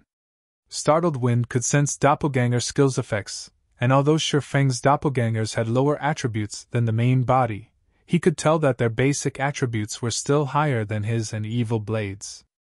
As for combat standards, Shattering might not be able to control all 8 doppelgangers as efficiently as his own body, but each doppelganger could likely rival Ink Rain and Brilliant Python. If that were the case, they had no chance of victory, even if he worked with Evil Blade. Moreover, since the doppelgangers shared a single consciousness, their coordination would be seamless. Following Startled Wind's order, Evil Blade ran in the opposite direction. Even he recognized that only one outcome awaited them if they tried to fight Shattering head-on: death. The only way out of this predicament was to buy time and run. No doppelganger skill lasted forever, and as long as they could survive the skill's duration, all would be well again. Doppelganger skills were quite powerful, but they had an obvious flaw: they were a huge burden on players' concentration. Every summoned doppelganger increased the user's concentration consumption by 100%. If Shattering were facing boss monsters or ordinary experts, he might be fine, but he was fighting apex experts. His concentration consumption would be just as high as his stamina concentration. Once his concentration fell to a critical low, it would affect his mental state, which would, in turn, severely impact his performance in battle. In other words, if they could survive until Shifeng's doppelganger skill ended, they could defeat the swordsman. Startled Wind and Evil Blade weren't the only ones to flee for their lives. The experts that clashed with Zero Wing's vanguard retreated, as well, especially Starlink's Domain and Void Realm experts. They practically ignored their opponents and fled. They knew how great the difference was between their strength and Shifeng's. Once Shifeng killed Startled Wind and Evil Blade, they'd be next on his menu. Even on the off chance that Shifeng couldn't slay his current two opponents, he'd make the best use of his doppelganger skill by attacking weaker enemies like them. For a time, chaos reigned over Starlink's refinement realm and higher experts as everyone ran for their lives. The audience in the stands was stupefied. The weakest player among Starlink's main force was a refinement realm expert, and the force was more than capable of annihilating a 10,000-man army of ordinary experts. However, these experts fled just because Shifeng had used a skill. They looked like mice that had just run into a cat. It's too late! With a glance at Startled Wind and Evil Blade, Shifeng directed his doppelgangers to surround the two experts. If he wanted Zero Wing to win this competition, he couldn't let these two live, no matter what. Shifeng had avoided using Twilight Blade's skills precisely because he worried that Startled Wind and Evil Blade would flee. Naturally, the rest of Starlink's main force would run the moment their commanders did so, and that wasn't the desired outcome. Starlink's Refinement Realm experts far outnumbered Zero Wing's. If these Refinement Realm experts split up and targeted Zero Wing's main army, they'd pose a much greater threat than if they operated as a single unit. Not even Shifeng would be able to kill every one of these Refinement Realm experts before exhausting his stamina. Hence, Shifeng's plan since the beginning was to gather Starlink's members as close to each other as possible. He could then pick off these experts and reduce the threat to Zero Wing's main army. By this point, only half of Starlink's Refinement Realm experts were still alive. Shifeng had hoped to continue this stalemate for a while longer, slowly reducing their numbers. But as Zero Wing's main army was close to falling, he decided to change his plans. Although Zero Wing's main army still had over 7,000 experts, a battle between such large armies would snowball. The casualty rate at the start of the battle might not be that high, but as time passed, players would begin to die faster. Shifeng could no longer wait. The moment Shifeng's doppelgangers surrounded Startled Wind and Evil Blade, all 8 attacked together. Shifeng held a massive advantage over the duo when it came to basic attributes. Hence, even though each doppelganger only possessed 85% of Shifeng's basic attributes, they were still far superior to Startled Wind and Evil Blade when it came to speed. Moreover, ever since Shifeng started using the life potion, his brain capacity had been continuously improving. After including the casting goldstones effects, Shifeng was now capable of getting 2 of his doppelgangers to exhibit combat standards close to the domain realm. Not only did these 2 apex experts have to face a domain realm expert with higher basic attributes, but they also had to face 7 other experts that could rival Ink Rain. In the first exchange, Startled Wind and Evil Blade each suffered at least 3 direct hits, instantly losing more than 50% of their HPs. Damn it!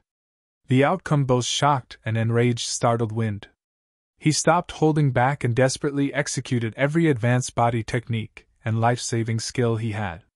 Evil Blade bellowed with fury as he summoned his own doppelganger to assist him in this fight, but his doppelganger was significantly inferior to Shifeng's, only possessing 70% of his total attributes. At most, Evil Blade's doppelganger could act as a meat shield, taking hits. It wouldn't be able to exhibit any significant combat power against Shifeng. Meanwhile, Starlink's rear-line healers frantically cast healing spells on the 2 apex experts. Some even used their trump cards to keep Startled Wind and Evil Blade alive. This allowed the 2 apex experts to fight and run without worrying about dying. But even after crossing over 50 yards, Startled Wind and Evil Blade couldn't shake off Shifeng. Not even Refinement Realm experts could keep up with the fight, and the three Apex experts consumed stamina and concentration at an alarming rate. Die! Shifeng held nothing back, either, as all 8 of his doppelganger executed swords transmigrations simultaneously. The technique pushed aside every attempt Startled Wind and Evil Blade made to defend themselves, creating the opening necessary for the remaining attacks to strike. 1 hit. 2 hits. 3 hits. In the blink of an eye, Startled Wind and Evil Blade had each gained an additional dozen or so wounds. Before the rear line healers could do anything about it, both Apex experts' HPs hit 0, and their bodies fell to the ground, lifeless. Every player watching the fight gasped when Startled Wind and Evil Blade died. Even Melancholy, who watched from a second-floor VIP room, was shocked. Both Startled Wind and Evil Blade stood at the apex of God's domain. Just trying to kill one of them would give the various superpowers massive headaches, yet Shifeng had killed both in the same moment. While it was easy to repel experts of such caliber in God's domain, killing them was dozens of times more difficult. If an Apex expert focused on escaping, even a slightly stronger expert would find it challenging to stop them. Furthermore, both Startled Wind and Evil Blade had the support of multiple healers, yet neither had survived Shifeng's onslaught. Chapter 2232 Abyss Unsheathed. Chapter 2232 Abyss Unsheathed. They died? Delicate Blood turned her gaze to Shifeng, shocked after watching Startled Wind and Evil Blade vanish from the battlefield. Startled Wind and Evil Blade's strength was top-notch, even among God's domain's apex experts. On their own, they could even survive a fight against 3 or 4 domain realm experts, yet Shifeng had slain both of them by himself. However, Shifeng had actually succeeded in killing both of them all by himself. Shifeng's strength was simply horrifying. However, before the audience could recover from the shock of Startled Wind and Evil Blade's deaths, Shifeng charged towards Sword Demon and Starlink's other domain realm experts. Although Shifeng's fight with Startled Wind and Evil Blade had seemed slow, it had only lasted a handful of seconds. To Sword Demon and the others, who struggled against Aqua Rose and her companion's harassment, these several seconds weren't enough for them to cross 100 yards. Shifeng, on the other hand, only needed an instant. Naturally, Shifeng didn't let the enemy refinement realm experts he came across in that instant off the hook. Like a group of Grim Reapers, Shifeng's doppelgangers brandished their swords, reaping a life with each swing of their swords. Is he even human? The various major powers experts watched with wide eyes as Shifeng left the refinement realm experts' corpses in his wake. Unlike the various superpowers upper echelons, they knew that Startled Wind and Evil Blade were quite powerful, but they didn't know exactly how strong the 2 domain realm experts were. However, most of them quite familiar with the kind of strength refinement realm experts wielded, having personally fought such experts. Many of these watching experts worked towards reaching the refinement realm themselves. And yet, the refinement realm experts they looked up to couldn't even last more than one move against Shifeng. They only saw Shifeng walk past these experts, and a moment later, the players he passed transformed into particles of light and disappeared. When Sword Demon and his comrades saw this, their hearts skipped a beat. They hadn't considered that their refinement realm experts would fail to stall Shifeng for even a moment. In the end, they could only watch as the distance between Shifeng and themselves shrank. Black Flame, you bastard! Lu Xinglua bellowed as he watched Shifeng's rampage through the rear of Starlink's main army. Everyone, switch targets. Attack him with everything you've got. Those domain realm experts were the core of Starlink's army in this competition. If Shifeng annihilated them, Starlink would struggle to win the battle. Fire Dance, Gentle Snow, and Zero Wing's other core upper echelons were simply too strong. The ranged players of Starlink's main army immediately turned their attention to Shifeng, bombarding him with frenzied attacks. They loosed several thousand spells and arrows in the blink of an eye, all aimed at Shifeng. Even domain realm experts' scalp would tingle if they had to face so many attacks. However, before these attacks could get close to him, Shifeng replaced Killing Ray with the Abyssal Blade. He then activated 9 Dragon Slash, summoning 16 phantoms of the magic weapon around him. Sword's Orbit. The abyssal blade phantoms began to rotate around Shifeng with astonishing speed, their gleaming blades creating a galaxy of stars. The scene was mesmerizing. A moment later, the thousands of spells and arrows collided with the rotating stars, instantly shattering. Not a single attack made it through that bladed galaxy.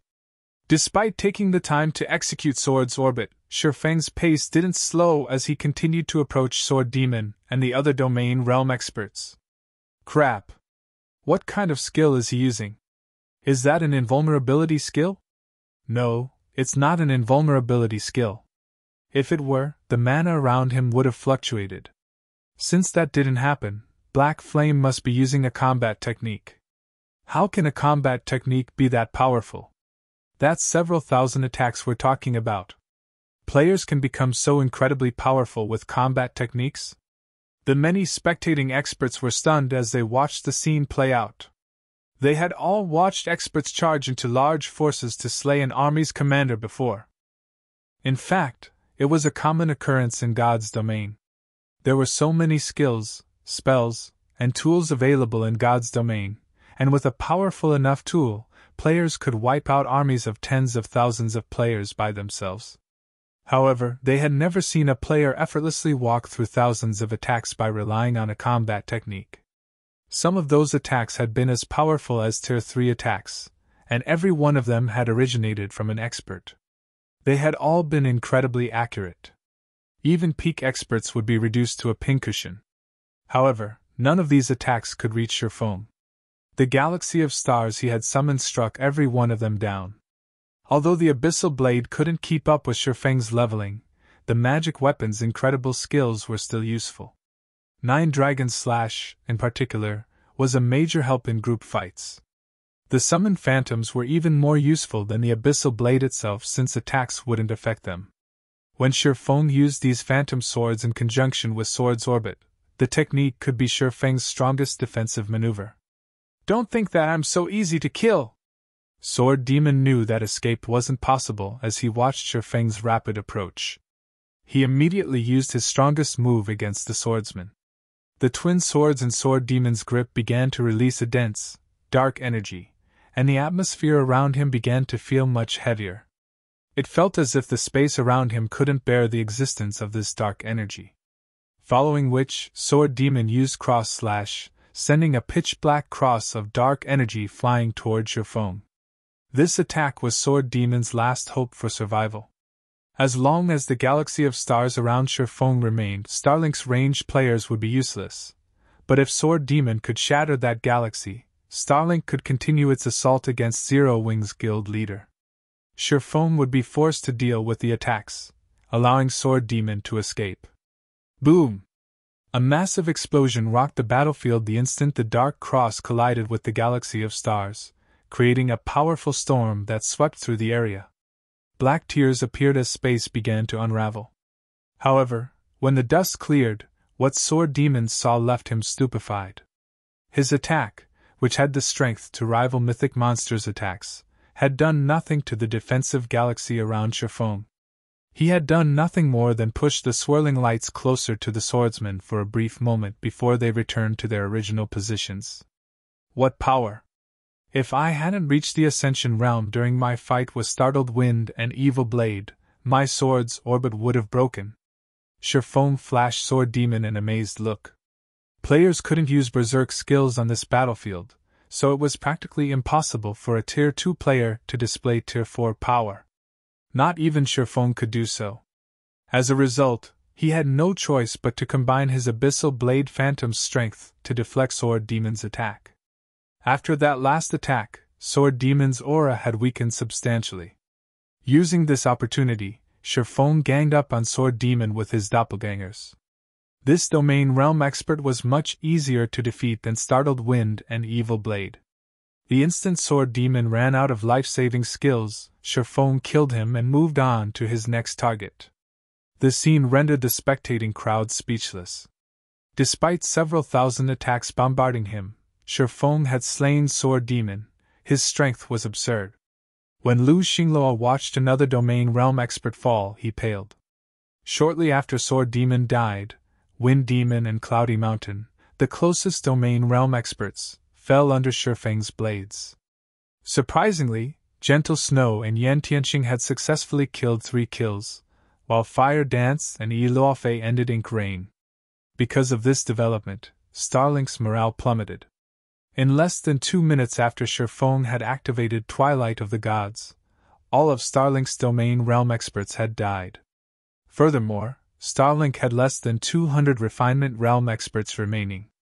Everyone could see that Zero Wing's main army had suffered over 6,000 casualties, yet it had secured a chance of emerging victorious. If Zero Wing's remaining members hid in the nearby forest, they could recover their stamina and concentration, turning the rest of this competition into a battle of attrition. "What should we do next, guild leader? Should we use that move?" A woman in a strange, black robe asked from beside Lu Xingluo. "That is my final trump card. I will not use it here," Lu Xingluo said, shaking his head. Viciously glaring at Shifeng, Lu Xingluo continued. "We're retreating." Lu Xingluo then left the battlefield, as did the rest of Starlink's experts, one after another. In less than a minute, the battle ended, and a message appeared above the battlefield. Victor, Zero Wing. Chapter 2233 New Powerhouse. Chapter 2233 New Powerhouse. As the system announced the competition's victory, silence descended on the entire venue. Only after some time did the audience snap out of their daze. "What? Zero Wing won, just like that?" The spectators couldn't believe their eyes as they stared at the words hovering above the battlefield. Although Zero Wing had killed all of Starlink's top combatants, Zero Wing's army had suffered. After such a long fight, Zero Wing's top combatants should have exhausted much of their stamina and concentration. If they had continued this battle, they would have likely collapsed from exhaustion. Moreover, Zero Wing's 300-man vanguard only had a little over 100 survivors remaining. Among them, less than 70 were refinement realm experts. In contrast, although Starlink had lost all of its domain realm experts, it still had over 200 refinement realm experts. Overall, Zero Wing had still been at a disadvantage. Most importantly, Starlink's main army had crushed Zero Wing's main army to a point where it couldn't even be considered an army anymore. The situation wouldn't be easy for Zero Wing to salvage. And yet Starlink had taken the initiative to admit defeat. "Starlink surrendered?" Delicate Blood watched Lu Xingluo, who had already returned to the Divine Colosseum's main hall, in astonishment. She had never expected this outcome. Starlink was the Dark Knight Empire's overlord and a guild that developed on both the eastern and western continents simultaneously. The guild had countless experts under its command, yet Starlink had surrendered so strangely. "Ha! I told you that the outcome wasn't set in stone. Zero Wing has won!" Unyielding Heart exclaimed, grinning at Delicate Blood. "Don't celebrate so soon. Starlink might have lost, but there is a high chance that it only surrendered to keep its true strength hidden," Delicate Blood said, clicking her tongue. "If Starlink accepted defeat in such an important competition to hide its strength, it must have something massive in store. That doesn't change the fact that Zero Wing won," Unyielding Heart said, chuckling. Every player in the Empire was watching this match. Now that Zero Wing has won, the powers that previously doubted the guild's strength will begin to side with Zero Wing. Unyielding Heart didn't know what Starlink was planning, but the fact that Zero Wing had won this 10-0-0-0 versus 10-0-0-0 match was undisputable. Today, the Dark Knight Empire entered a new era. Starlink would no longer have full control over the Empire. Instead, 2 powerhouses would contest for control. The various major powers that had hesitated to pick a side would swarm towards Zero Wing. The Dark Knight Empire was very large, and although it appeared to be under Starlink, Unyielding Soul, and Crimson Emperor's control, the 3 superpowers only commanded the Empire's core areas. There were plenty of small, obscure cities that were free of these 3 superpowers, controlled by upstart powers. Corporations around the world were actively trying to invest in God's domain, and while some invested in existing guilds, others had chosen to form their own. As a result, upstart powers were secretly rising all over God's domain. Naturally, the Dark Knight Empire was no exception. Meanwhile, these upstart powers had been annexing small guilds and adventurer teams across the empire, and by this point, they were no weaker than first-rate guilds. Some were even stronger. Since these upstart powers had their own agendas, they weren't willing to submit to Starlink. That being said, they didn't dare oppose the superpower either. As a result, they had remained in an awkward position. However, now that Zero Wing had defeated Starlink and proven itself to be just as powerful in the Dark Knight Empire, these upstart powers would eagerly ally themselves with Zero Wing to work against Starlink. Delicate Blood had no response to offer Unyielding Heart. Instead, she shifted her gaze to Shattering, who had just left the battlefield. It seems I'll have to report this to the old commander, Delicate Blood thought as she watched Zero Wing's guild leader. Unyielding Heart hadn't been wrong. A victory was just that. From today on, the Dark Knight Empire had a new powerhouse, Zero Wing. Meanwhile, in one of the Divine Coliseum's second-floor VIP rooms, Happy Art could not believe her eyes as she stared at the outcome of this competition. Guild leader Zero Wing won. Happy Art muttered dazed. She had insisted that Zero Wing was an excellent guild, but she hadn't actually expected it to defeat Starlink in this competition. The difference between the two guilds was just so massive. I can see that, Melancholy said, smiling at Happy Art's dazed expression. Zero Wing has certainly surprised me. With such strength, we'll have a much better chance of securing the fortress. I really must thank you for your recommendation and reports. I will leave our cooperation with Zero Wing to you.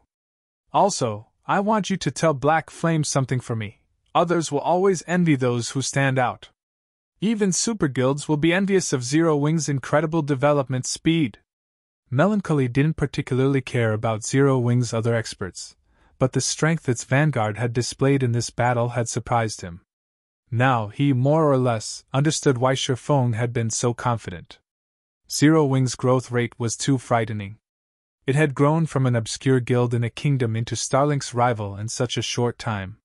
Moreover, it had successfully nurtured so many powerful experts. There was definitely a secret behind Zero Wing's success, one that even tempted Melancholy. I understand, Happy Art said, nodding. While everyone discussed the competition's outcome, Shattering, who had just left the battlefield, was puzzled. He had been prepared to order a retreat into the forest, employing guerrilla tactics against Starlink's remaining forces.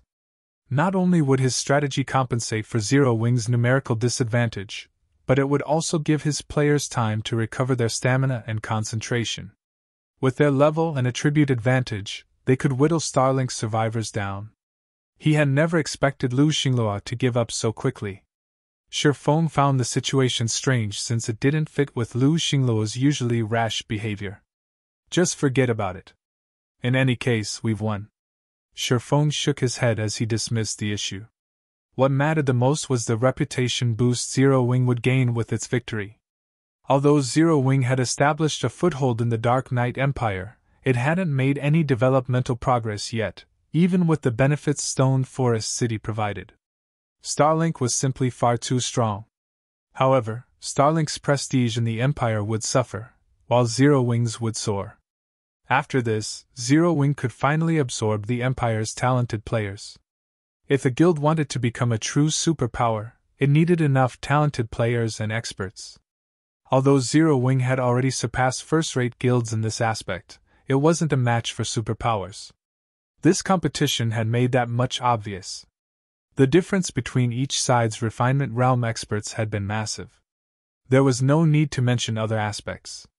To gain more refinement realm experts, Zero Wing needed to recruit a large number of talented players and experts, but relying on Star Moon Kingdom's player population wasn't enough. Most importantly, Zero Wing had exposed too much of its strength during this competition. Superpowers would start to become interested in the guild. Shattering needed to increase Zero Wing's overall strength as quickly as possible. Thinking up to this point, Shattering's gaze drifted toward the 10,000 ancient gold he had won from Lu Xingluo. 10,000 ancient gold coins. Even for Starlink, this amount was extremely difficult to acquire. If Shattering hadn't signed a contract with Lu Xingluo before the competition, Lu Xingluo would likely have gone back on his word, even if his reputation would take a hit for it. Ancient gold coins were immensely difficult to acquire. Most independent experts on Dragonheart Island only earned ancient copper, with an extreme few earning ancient silver coins. Only superpowers were strong enough to earn ancient gold coins. It's about time I pay Dragonheart Island a visit, Shifeng thought, smiling. He had assumed that he'd only earned so many ancient gold coins after fulfilling his agreement with 13 Thrones, but now that he had them in hand, he could secure a foothold on Dragonheart Island. Later, Shifeng left the Dark Knight Empire's affairs to Aqua Rose while he made his way to Dragonheart Island. Chapter 2234 Purchasing a Shop. Chapter 2234 Purchasing a Shop. Dark Knight Empire, Starlink's residence in Dark Knight City. As soon as Lu Xingluo entered his quiet office, he noticed someone sitting in the room. As Bright Dawn noticed the visitor as well, he positioned himself in front of his guild leader. Starlink's residence was heavily guarded, and the guild had a rule that no one was allowed in the guild leader's office on their own without the guild leader's permission. Not even Bright Dawn, Starlink's vice guild leader, was an exception. And yet someone sat, apparently waiting, in the guild leader's office. Even more frightening, this player wasn't wearing Starlink's guild emblem, and if Bright Dawn hadn't spotted this player, he wouldn't have noticed their visitor at all. It was as if this person did not actually exist inside this room. Although Bright Dawn wasn't a domain realm expert, he was a void realm expert, a peak expert. He had sharpened his 5 senses to their very limits. He noticed a tiny fly, let alone a living person. However, when it came to the young man in silver leather armor, he couldn't sense the youth even as he looked straight at him. As Bright Dawn stared, he felt cold sweat drip down his back, yet he couldn't sense where the danger came from. While Bright Dawn struggled with what he should do, Lu Xingluo spoke. "Dawn, leave us." "Understood." The command informed Bright Dawn that his guild leader was acquainted with this stranger. Before he left, however, he spared one last glance for the thin young man on the sofa. Once Bright Dawn left the guild leader's office, Lu Xingluo took a seat opposite of the youth. "Why are you here, Blue Mask?" Lu Xingluo asked frostily. "I'm here to ascertain your progress with the task that great personage has assigned you, of course." The youth, Blue Mask, replied, unperturbed by Lu Xingluo's cold treatment. "Rest assured, everything is progressing smoothly. I will personally report on this matter. You don't need to concern yourself," Lu Xingluo said. "Good." Blue Mask nodded. Smiling, he continued. "However, I've heard that Zero Wing has defeated your guild. This is quite interesting. I am merely letting Zero Wing live a little while longer," Lu Xingluo said, his expression darkening. "Once I've finished my tasks, I'll teach Zero Wing the meaning of despair." He had no choice but to surrender to keep his trump card hidden. There was no way he'd let Shifeng and Zero Wing off the hook. When the time was right, even Unyielding Soul and Crimson Emperor would meet their doom, not to mention Zero Wing. Don't misunderstand. I'm not trying to mock you. I am merely talking about Zero Wing. Despite its lack of background, it has developed with such ferocious speed and nurtured so many powerful experts. Zero Wing has even defeated your subordinates, the youth said, shrugging. Every existing superpower had only developed into such due to an abundance of capital and resources. This was especially true when it came to nurturing experts. Money wasn't enough to accomplish this feat. However, despite lacking investors, Zero Wing had displayed an astonishing growth rate. No one believed that Zero Wing wasn't hiding some kind of secret. "What? Are you actually interested?" Blue Mask's comment surprised Lu Xingluo. The young man had never paid attention to anything outside of his own concerns and had zero interest beyond his own. "I'm on the one who's interested. That great personage is," Blue Mask said, smiling faintly. "That great personage will likely seek out Zero Wing for a chat." "That great personage is interested in Zero Wing?" Lu Xingluo was stunned. Lu Xingluo was the Starline Corporation's heir and enjoyed high status and an immense amount of influence in the real world, but compared to that person, he was little more than an ant.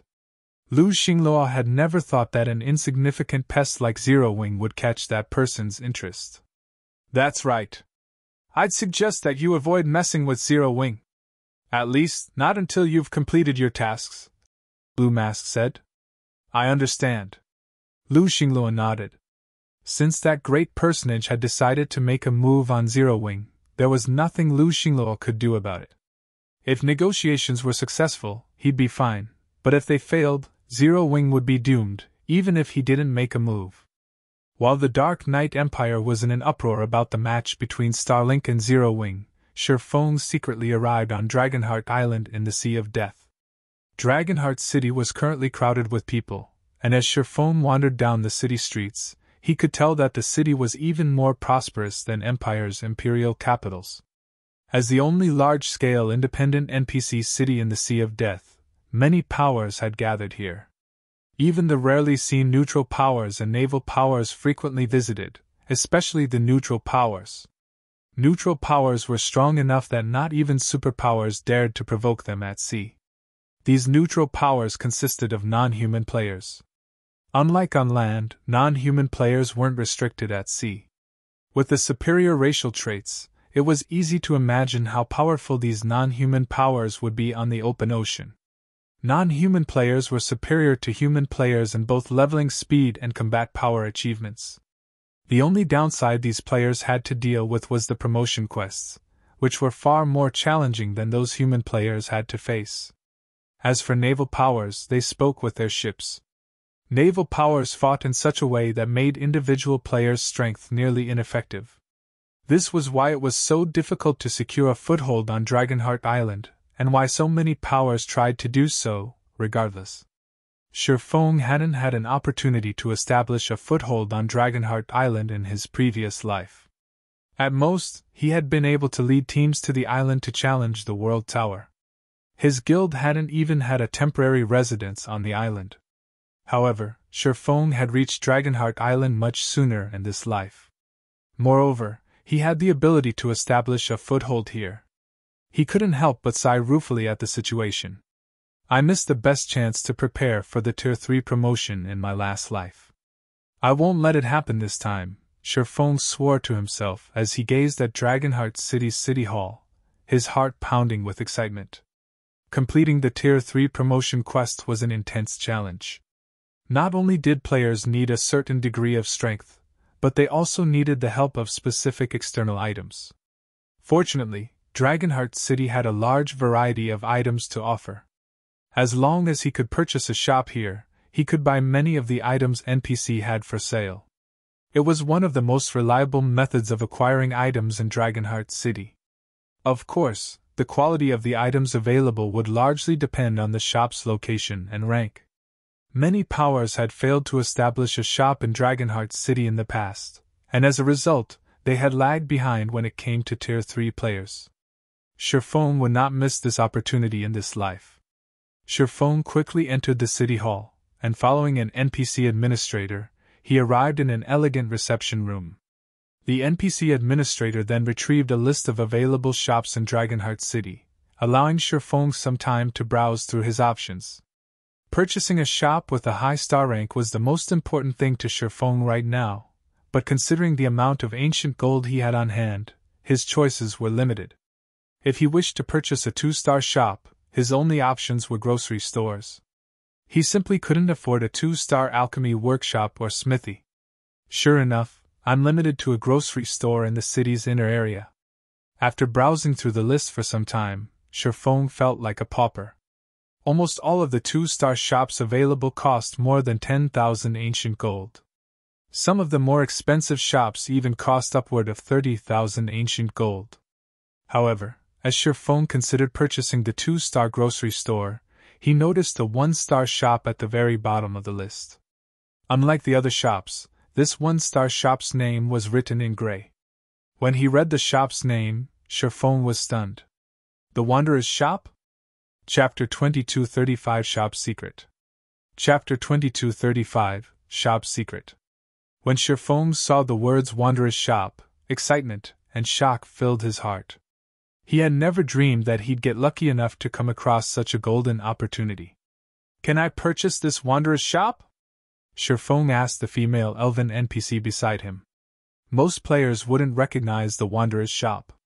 Even the current superpowers were likely unaware of what it was. However, every power would recognize the Wanderer's shop by its other name. The Black Market. The Black Market existed on the dark side of God's domain, but its influence could be found in many of the game's neutral areas, and the Black Market always had a variety of items for sale. No NPC auction house could even hope to rival the Black Market's items. Powerful potions and combat techniques were often available, and if one were truly lucky, they might even find a flying mount or fragmented legendary item. One could say that the Black Market was a heaven for the rich. Naturally, purchasing the Wanderer's shop wasn't easy. It would appear randomly in the various neutral NPC cities. Moreover, it would only remain in a city for a certain amount of time before disappearing. Purchasing it would require incredible luck. And now, the Wanderer's shop was in Dragonheart City and only cost 9,000 ancient gold, which just so happened to be within Shattring's budget. Of course you may. However, you are not allowed to convert this shop for other uses after purchasing it. You will also be required to pay a 3,000 ancient gold management fee once every 10 days. If you fail to make the payment, we will repossess the shop, the elven NPC explained. How vicious. It's no wonder why none of the powers here have bought the Wanderer's shop. Shattering was astonished when he heard the pricing for the shop. A 1-star shop in Dragonheart City's outer area only cost 1,000 ancient gold per month to maintain. Even the 1-star shops in the city's inner area only cost 1,500 to 1,800 gold per month to maintain. On the other hand, despite occupying the city's outer area, the Wanderer's shop's maintenance costs 3,000 ancient gold every 10 days. In other words, maintaining this shop each month would cost 9,000 ancient gold. 9,000 ancient gold coins. Even the first-rate powers that had operated in Dragonheart City for some time now only earned around 9,000 ancient gold per month. Only superpowers could afford such a high management fee. Of course, no superpower would be willing to spend that kind of money on a 1-star shop. Even the 1-star Wanderer's shop wouldn't have anything particularly valuable to sell. It mostly sold ordinary clothing and groceries. At best, one could purchase ordinary herbs and ores from the shop. There was simply no profit in owning the 1-star Wanderer's shop. In fact, it would be even less profitable than owning an ordinary grocery store. Players could sell their crafted products to an ordinary grocery store, but they couldn't do so in the Wanderer's shop. Investing in this shop would be no different than investing in a bottomless pit. Only a lunatic would pay a monthly management fee of 9,000 ancient gold for such a worthless shop. Are you sure you wish to purchase the Wanderer's shop, Lord Brown's legatee? The NPC administrator asked for confirmation. That's right, I wish to buy it. Shattering nodded. The Wanderer's shop was a dying business, but that was only true until it was promoted to 2-star status. Once the Wanderer's shop reached 2-star status, it would start to reveal its true purpose. At 2 stars, the Wanderer's shop would gain 2 divine abilities.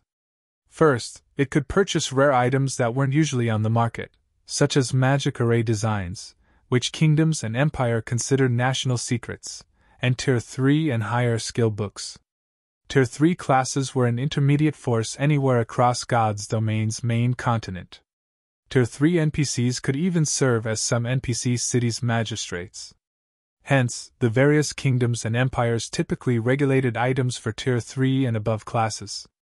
This was also why players had to visit neutral maps for their Tier 3 promotion quests, rather than in a kingdom or empire. The second ability was the Black Market Teleportation Gate. This ability allowed players to teleport to the Black Market's marketplace. However, the entry slots were severely restricted. Not only was there a limited number of entry slots, but each slot could also only be used a certain number of times. These entry slots were the Wanderer's shop's true merchandise. Naturally, anyone who owned the Wanderer's shop would be first in line to purchase these slots. Many powers in the past had been unaware of the 2-star Wanderer's shop's abilities and had missed out on such a rare opportunity. Very few had been lucky enough to purchase a Wanderer's shop for themselves. Only a fixed number of Wanderer's shops would appear in each neutral NPC city. At most, only 15 Wanderer's shops would appear in a large-scale NPC city like Dragonheart City. Once that maximum number had been reached, Dragonheart City would not gain another Wanderer's shop unless an existing shop were repossessed. Once Shattering confirmed his desire to purchase this Wanderer's shop, the NPC administrator saw to the purchasing procedures. In less than 5 minutes, 9,000 ancient gold vanished from Sherfeng's bag. In exchange, he obtained the deed to the Wanderer's shop and all information relating to the shop. After Sherfeng inspected the shop's details, he began to get a headache. It's no wonder why those powers had taken so long to promote their Wanderer's shops to 2-star status. This promotion condition is really something. Sherfeng frowned at the Wanderer's shop's promotion condition. To promote an ordinary NPC shop, one only needed a certain level of popularity and transaction volume. The Wanderer's shop, however, was a different story. Perhaps it was because the shop didn't have much merchandise to sell, but it actually required a bronze shop promotion order to reach 2-stat status. Without that, it would forever be a 1-star shop. The bronze shop promotion order, meant for NPC shops, was far more difficult to obtain than promotion orders for player shopsl. Generally, these promotion orders only dropped in level 100+, large-scale team dungeons, and every one of them was worth tens of thousands of gold.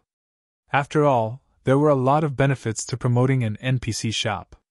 Unfortunately, the thought of raiding level 100 team dungeons with current players was a joke. If a team of level 90 experts tried raiding a level 100 dungeon, they'd even struggle to defeat the dungeon's mobs. Level 100+ dungeons catered to Tier 3 players and above. Tier 2 players could do nothing more than spectate or die. This was also why Tier 3 existences were considered an intermediate force in God's domain. It seems I'll have to kill a world boss, Sherfeng thought to himself. As far as he could remember, the only other way to obtain a bronze promotion order was to kill world bosses. Although world bosses were challenging to raid, he had to upgrade the Wanderer's shop to 2-star status as quickly as possible. He simply didn't have another way of acquiring a large amount of ancient gold, and Zero Wing didn't have any members in Dragonheart City yet. Considering his options, Sherfeng retrieved a return scroll and teleported to White River City. World bosses were extremely rare and incomparably strong. Even Zero Wing would be limited to raiding level 70 world bosses, and that included a little risk. The higher level the world boss was, the more difficult it would be to defeat. World boss's growth rate was far beyond players. Unfortunately, if he wanted a high chance of securing a bronze shop promotion order, he would have to raid the Frost Monarch, a level 90 world boss. He had heard that this boss would drop a bronze shop promotion order in the past. However, Sherfeng decided to increase Kite and Anna's strength before attempting such a challenging raid. He had absorbed plenty of souls from the skeletal generals in the Endless Desert. Although the skeletal generals were only great lords, they were level 100+ monsters and considered mini-bosses. It hadn't been too difficult to collect soul essence while killing them. In total, Sherfeng had collected 8 drops of soul essence. Initially, he had planned to save them for Fire Dance and the others. If he used soul strengthening on his strongest players, they might be able to break through to the Ascension or Void Realm. But considering his current predicament, Sherfeng decided to use the ability on his personal guards first. Once Sherfeng arrived in the Candlelight trading firm, he summoned his 2 personal guards. Kite had already reached level 95, while Anna had reached level 96. Their leveling speeds were simply frightening.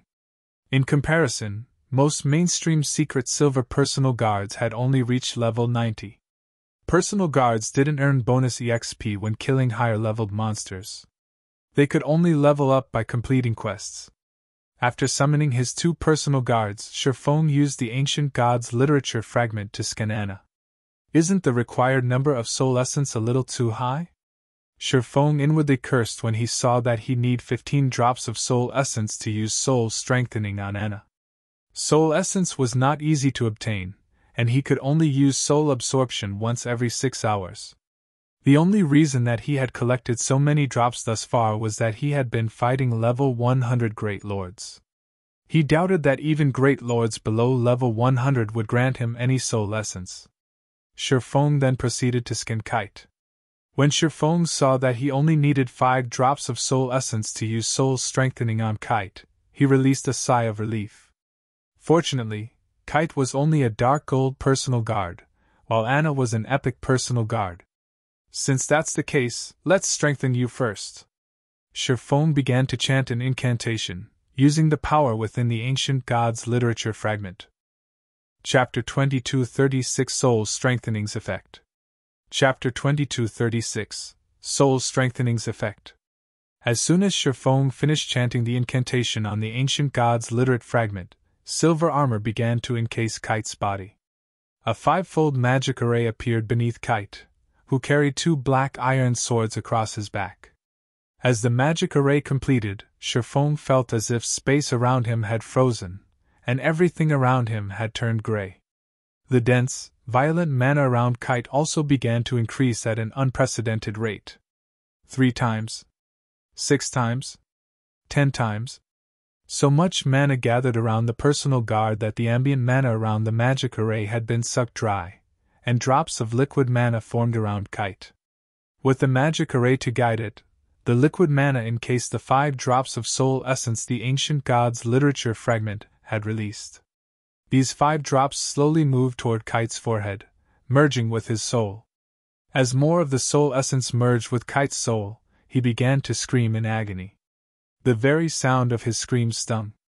As the last of the soul essence merged with Kite's soul, his aura exploded from his body.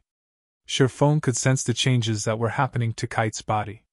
This new aura was nothing like the aura Kite had released before merging with the soul essence. It was obvious that the personal guard had grown significantly stronger. Is soul strengthening truly this powerful? Shifeng stared at Kite in astonishment. Shifeng had assumed that soul strengthening would only increase Kite's growth potential, not affect his current combat power overmuch, yet Kite's current attribute panel proved that Shifeng had been greatly mistaken. However, Kite's current attribute panel proved that Shifeng was greatly mistaken. Aside from his growth potential, Kite's body had improved. After the soul strengthening, Kite's growth potential had risen from 94 to 96. All of his basic attributes had increased by roughly 5%, as well. A 5% increase might not be much to ordinary players, to it was a huge boost to NPCs. Furthermore, the 5% was a direct boost to his basic attributes. It didn't factor in the bonuses from his weapons and equipment. Personal guards typically use stronger weapons and equipment than players. Not only was Kite wearing a full set of epic equipment, but the black iron swords across his back were epic set weapons, as well. Hence, Kite's weapons and equipment massively increased his total basic attributes. According to Shifeng's estimates, Kite's overall strength had increased by at least 20% after the soul strengthening. Moreover, that didn't take into account his new growth potential. A 2-point increase was immensely meaningful for a dark gold guard. There would be visible differences as Kite leveled up. With a growth potential of 96, Kite could rank among the top dark gold guards. Very few dark gold guards throughout God's domain would be a match for Kite, now. If I use soul strengthening a few more times on him, could he become an epic guard? Shifeng's eyes glowed with excitement as he considered the possibility. If each soul strengthening increased Kite's growth potential by 2 points, then Kite would only need to undergo soul strengthening 2 more times to reach 100 growth potential and upgrade to an epic guard. With this thought in mind, Shifeng used the ancient gods' literature fragment to skin Kite again, trying to determine the cost of using soul strengthening a second time. Once the scan was complete, Shifeng gasped when he saw the required number of soul essence. How vicious! Shifeng silently cursed. Kite's second soul strengthening cost 50 drops of soul essence. This was 10 times more than the first soul strengthening. Collecting 50 drops of soul essence was possible with enough time, but if the second soul strengthening cost 50 drops, wouldn't the third cost a minimum of 500 drops? Sure enough, upgrading personal guards with the literature fragment isn't going to be easy, Sherfone muttered to himself, smiling bitterly. He had hoped to form an army of powerful personal guards through the ancient gods' literature fragment, but it seemed the chances of such a thing happening weren't optimistic. Based on the scale of soul strengthening's cost, he could, at most, upgrade each personal guard twice. For personal guards like Anna, he'd only be able to afford to upgrade their souls once. The cost for a second soul strengthening would be astronomical. However, after giving the matter some more thought, Sherfone realized that the scaling might be lower for lower-ranked personal guards. If that were the case, he could then afford to upgrade them a few more times than he could with Kite and Anna. If he could upgrade Mysterious Iron, Secret Silver, and Feingold guards that were close to the next growth potential rank, he could use them to boost Zero Wing's overall strength. The only problem was that such personal guards were not easy to come by. Even so, they would be easier to find than higher-quality personal guards. Once Sherfone had finished upgrading Kite, he left to gather ice resistance items. The Frost Monarch was not an easy opponent. If they entered the world boss's domain without enough ice resistance, even Tier 3 experts would freeze to death. Fortunately, Zero Wing had been developing its potion and equipment production excellently. The Master Ice Resistance potions, which the various major powers still considered rare, were relatively easy for Zero Wing to obtain. In fact, several hundred bottles already sat in the Candlelight trading firm's warehouse. Zero Wing also had the advanced ice resistance armor kits, which Melancholic Smile had been researching and crafting. Not only would these armor kits increase players' ice resistance by 10 points when equipped, but they'd also increase players' base ice resistance by 3%. Furthermore, each player could equip a total of 5 kits. In other words, players could increase their ice resistance by 50 points and base ice resistance by 15% if they equipped the total number of advanced ice resistance armor kits. It was an absurd amount compared to the ice resistance equipment that was currently available. If the required materials weren't so rare, Zero Wing would have made a fortune by selling off these kits. Players had already begun to explore level 80 maps, a few of which included snowy environments. If players could equip 5 advanced ice resistance armor kits, they'd have no trouble traversing these maps.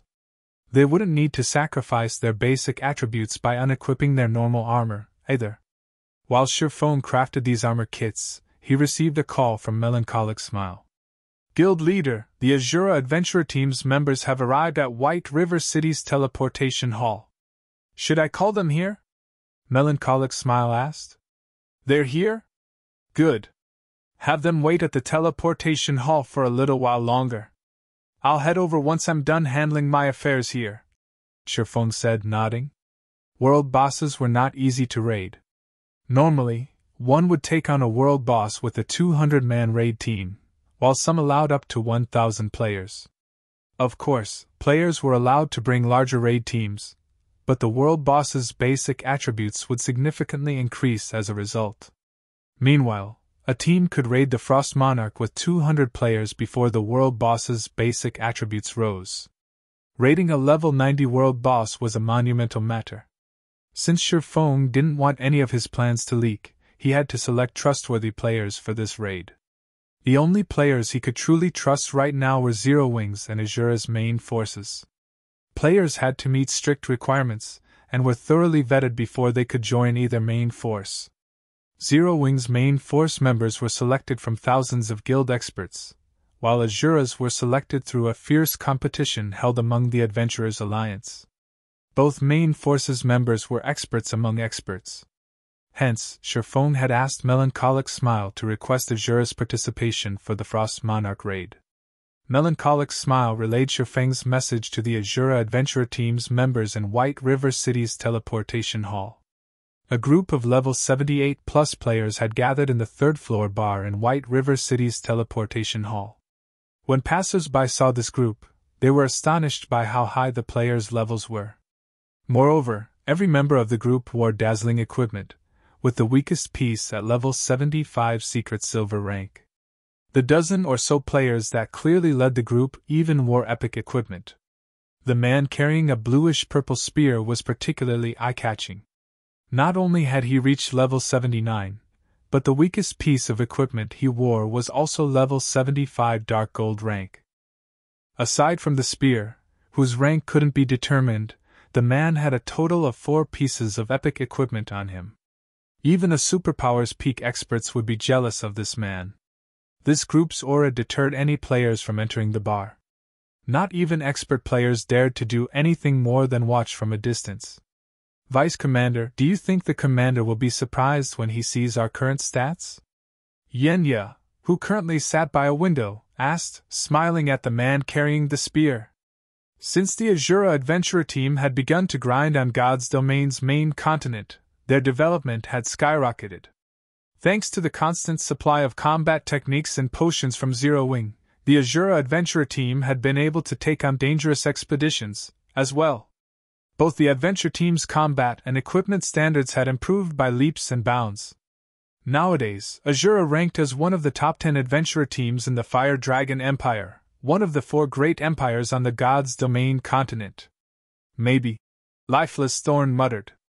Lifeless Thorn had thirsted for a rematch with Sherfone for a long time now. Sherfone was, after all, the first person to defeat him in the Ice Crystal world, and after arriving on the God's Domain continent, Lifeless Thorn had continued to challenge experts from the various major powers, rapidly growing stronger. Now, he wanted nothing more than to challenge Sherfone. Maybe? He'll definitely be surprised. Cleansing Whistle confidently declared. We've even raided a level 80,100 man Helm mode team dungeon. Our weapons and equipment are just as powerful as the main force members from the Fire Dragon Empire's superpowers. Solitary 9 and the others nodded their agreement. At this point, only superpowers could successfully raid level 80, 100-man Helm mode team dungeons. Not even first-rate guilds had survived the dungeons. After waiting for about 2 hours, Azura's members spotted a group of players wearing 6-winged emblems as they entered the bar. Chapter 2237 Difference in Growth. Chapter 2237 Difference in Growth.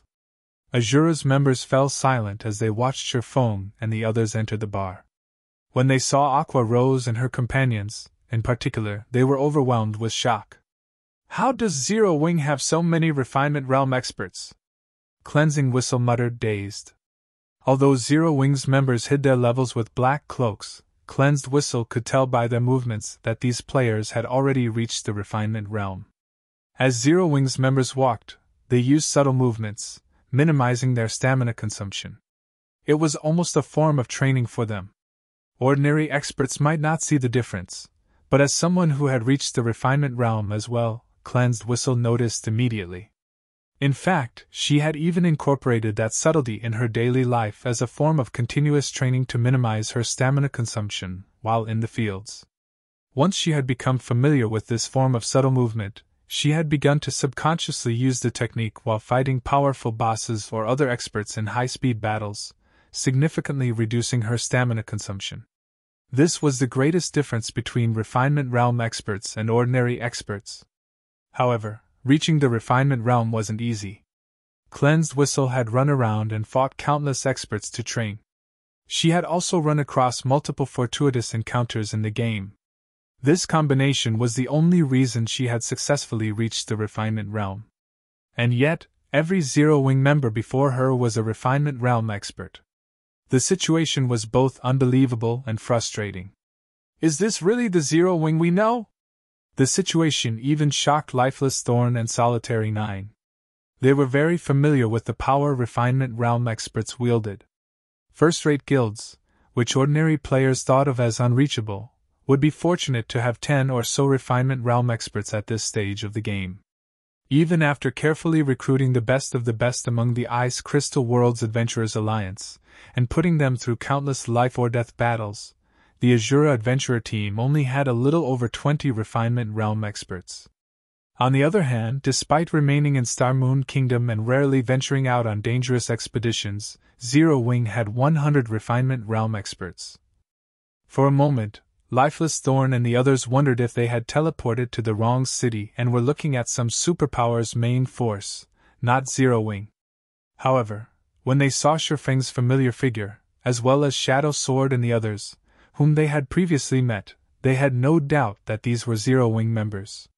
Just what have the commander and his guildmates been doing? Yenya wondered as she gazed at Shifeng. When she had lived in the ice crystal world, the Matchless family, a guild that hadn't even been first-rate, had been colossal to her, not to mention a guild like Zero Wing, but after adventuring around the various kingdoms and empires on God's Domain's continent, she had learned one thing. Although Zero Wing might be very powerful, it was only as strong as a first-rate guild. Across the expansive God's Domain, first-rate guilds could, at most, lord over a small kingdom. Compared to the various superpowers, a first-rate guild was nothing. However, Zero Wing had a team that wasn't any weaker than a superpower's main force. While Solitary 9 and the other Azura members focused on Zero Wing's refinement realm experts, Lifeless Thorn's gaze shifted to Fire Dance, Gentle Snow, and the few others that stood beside Shifeng. His expression shifted as complex emotions overcame him. Even if he weren't a match for Shifeng, Lifeless Thorn had assumed that no other player in Zero Wing could defeat him after he had reached the Flowing Water Realm, yet as he stared at Fire Dance and the others, they felt immensely dangerous.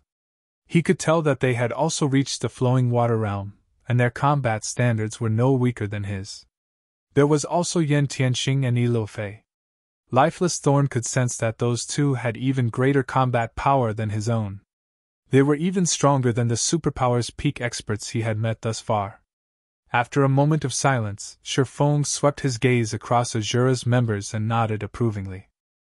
He had to admit that Azura's development speed was impressive, and it was now full of talented players. Azura had been faring far better than he had expected. Although it didn't have the support of a complete Refinement Realm legacy, Azura had nurtured so many Refinement Realm experts. It was an amazing feat. Lifeless Tom, in particular, had already reached the peak of the Flowing Water Realm and was only one step away from the Void Realm. Any superpower would try to recruit him at all costs. If he had already reached the Flowing Water Realm without the support of a legacy, he might rise to become a Domain Realm expert with such help in the future, something that even the various superpowers dearly lacked. "Since everyone's here, let's head out," Shifeng said. "Where are we going, Commander?"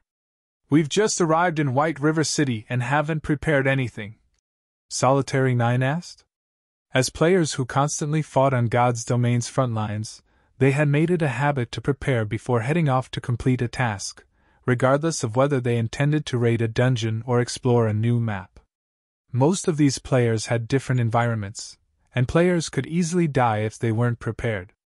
"We're going to the Purple Frost Field, and I've already seen to the necessary preparations. Here, distribute these to everyone," Shifeng said as he revealed a bunch of Master Ice Resistance potions and Advanced Ice Resistance armor kits. "Purple Frost Field?" Solitary 9 hadn't expected that answer. He had never heard of that place. However, he did not pay it much mind. God's Domain was quite large, after all, and there were many level 80 maps he hadn't heard of before. He obediently accepted the potions and armor kits Shifeng handed him. When Solitary 9 inspected the items, however, his eyes went wide with shock.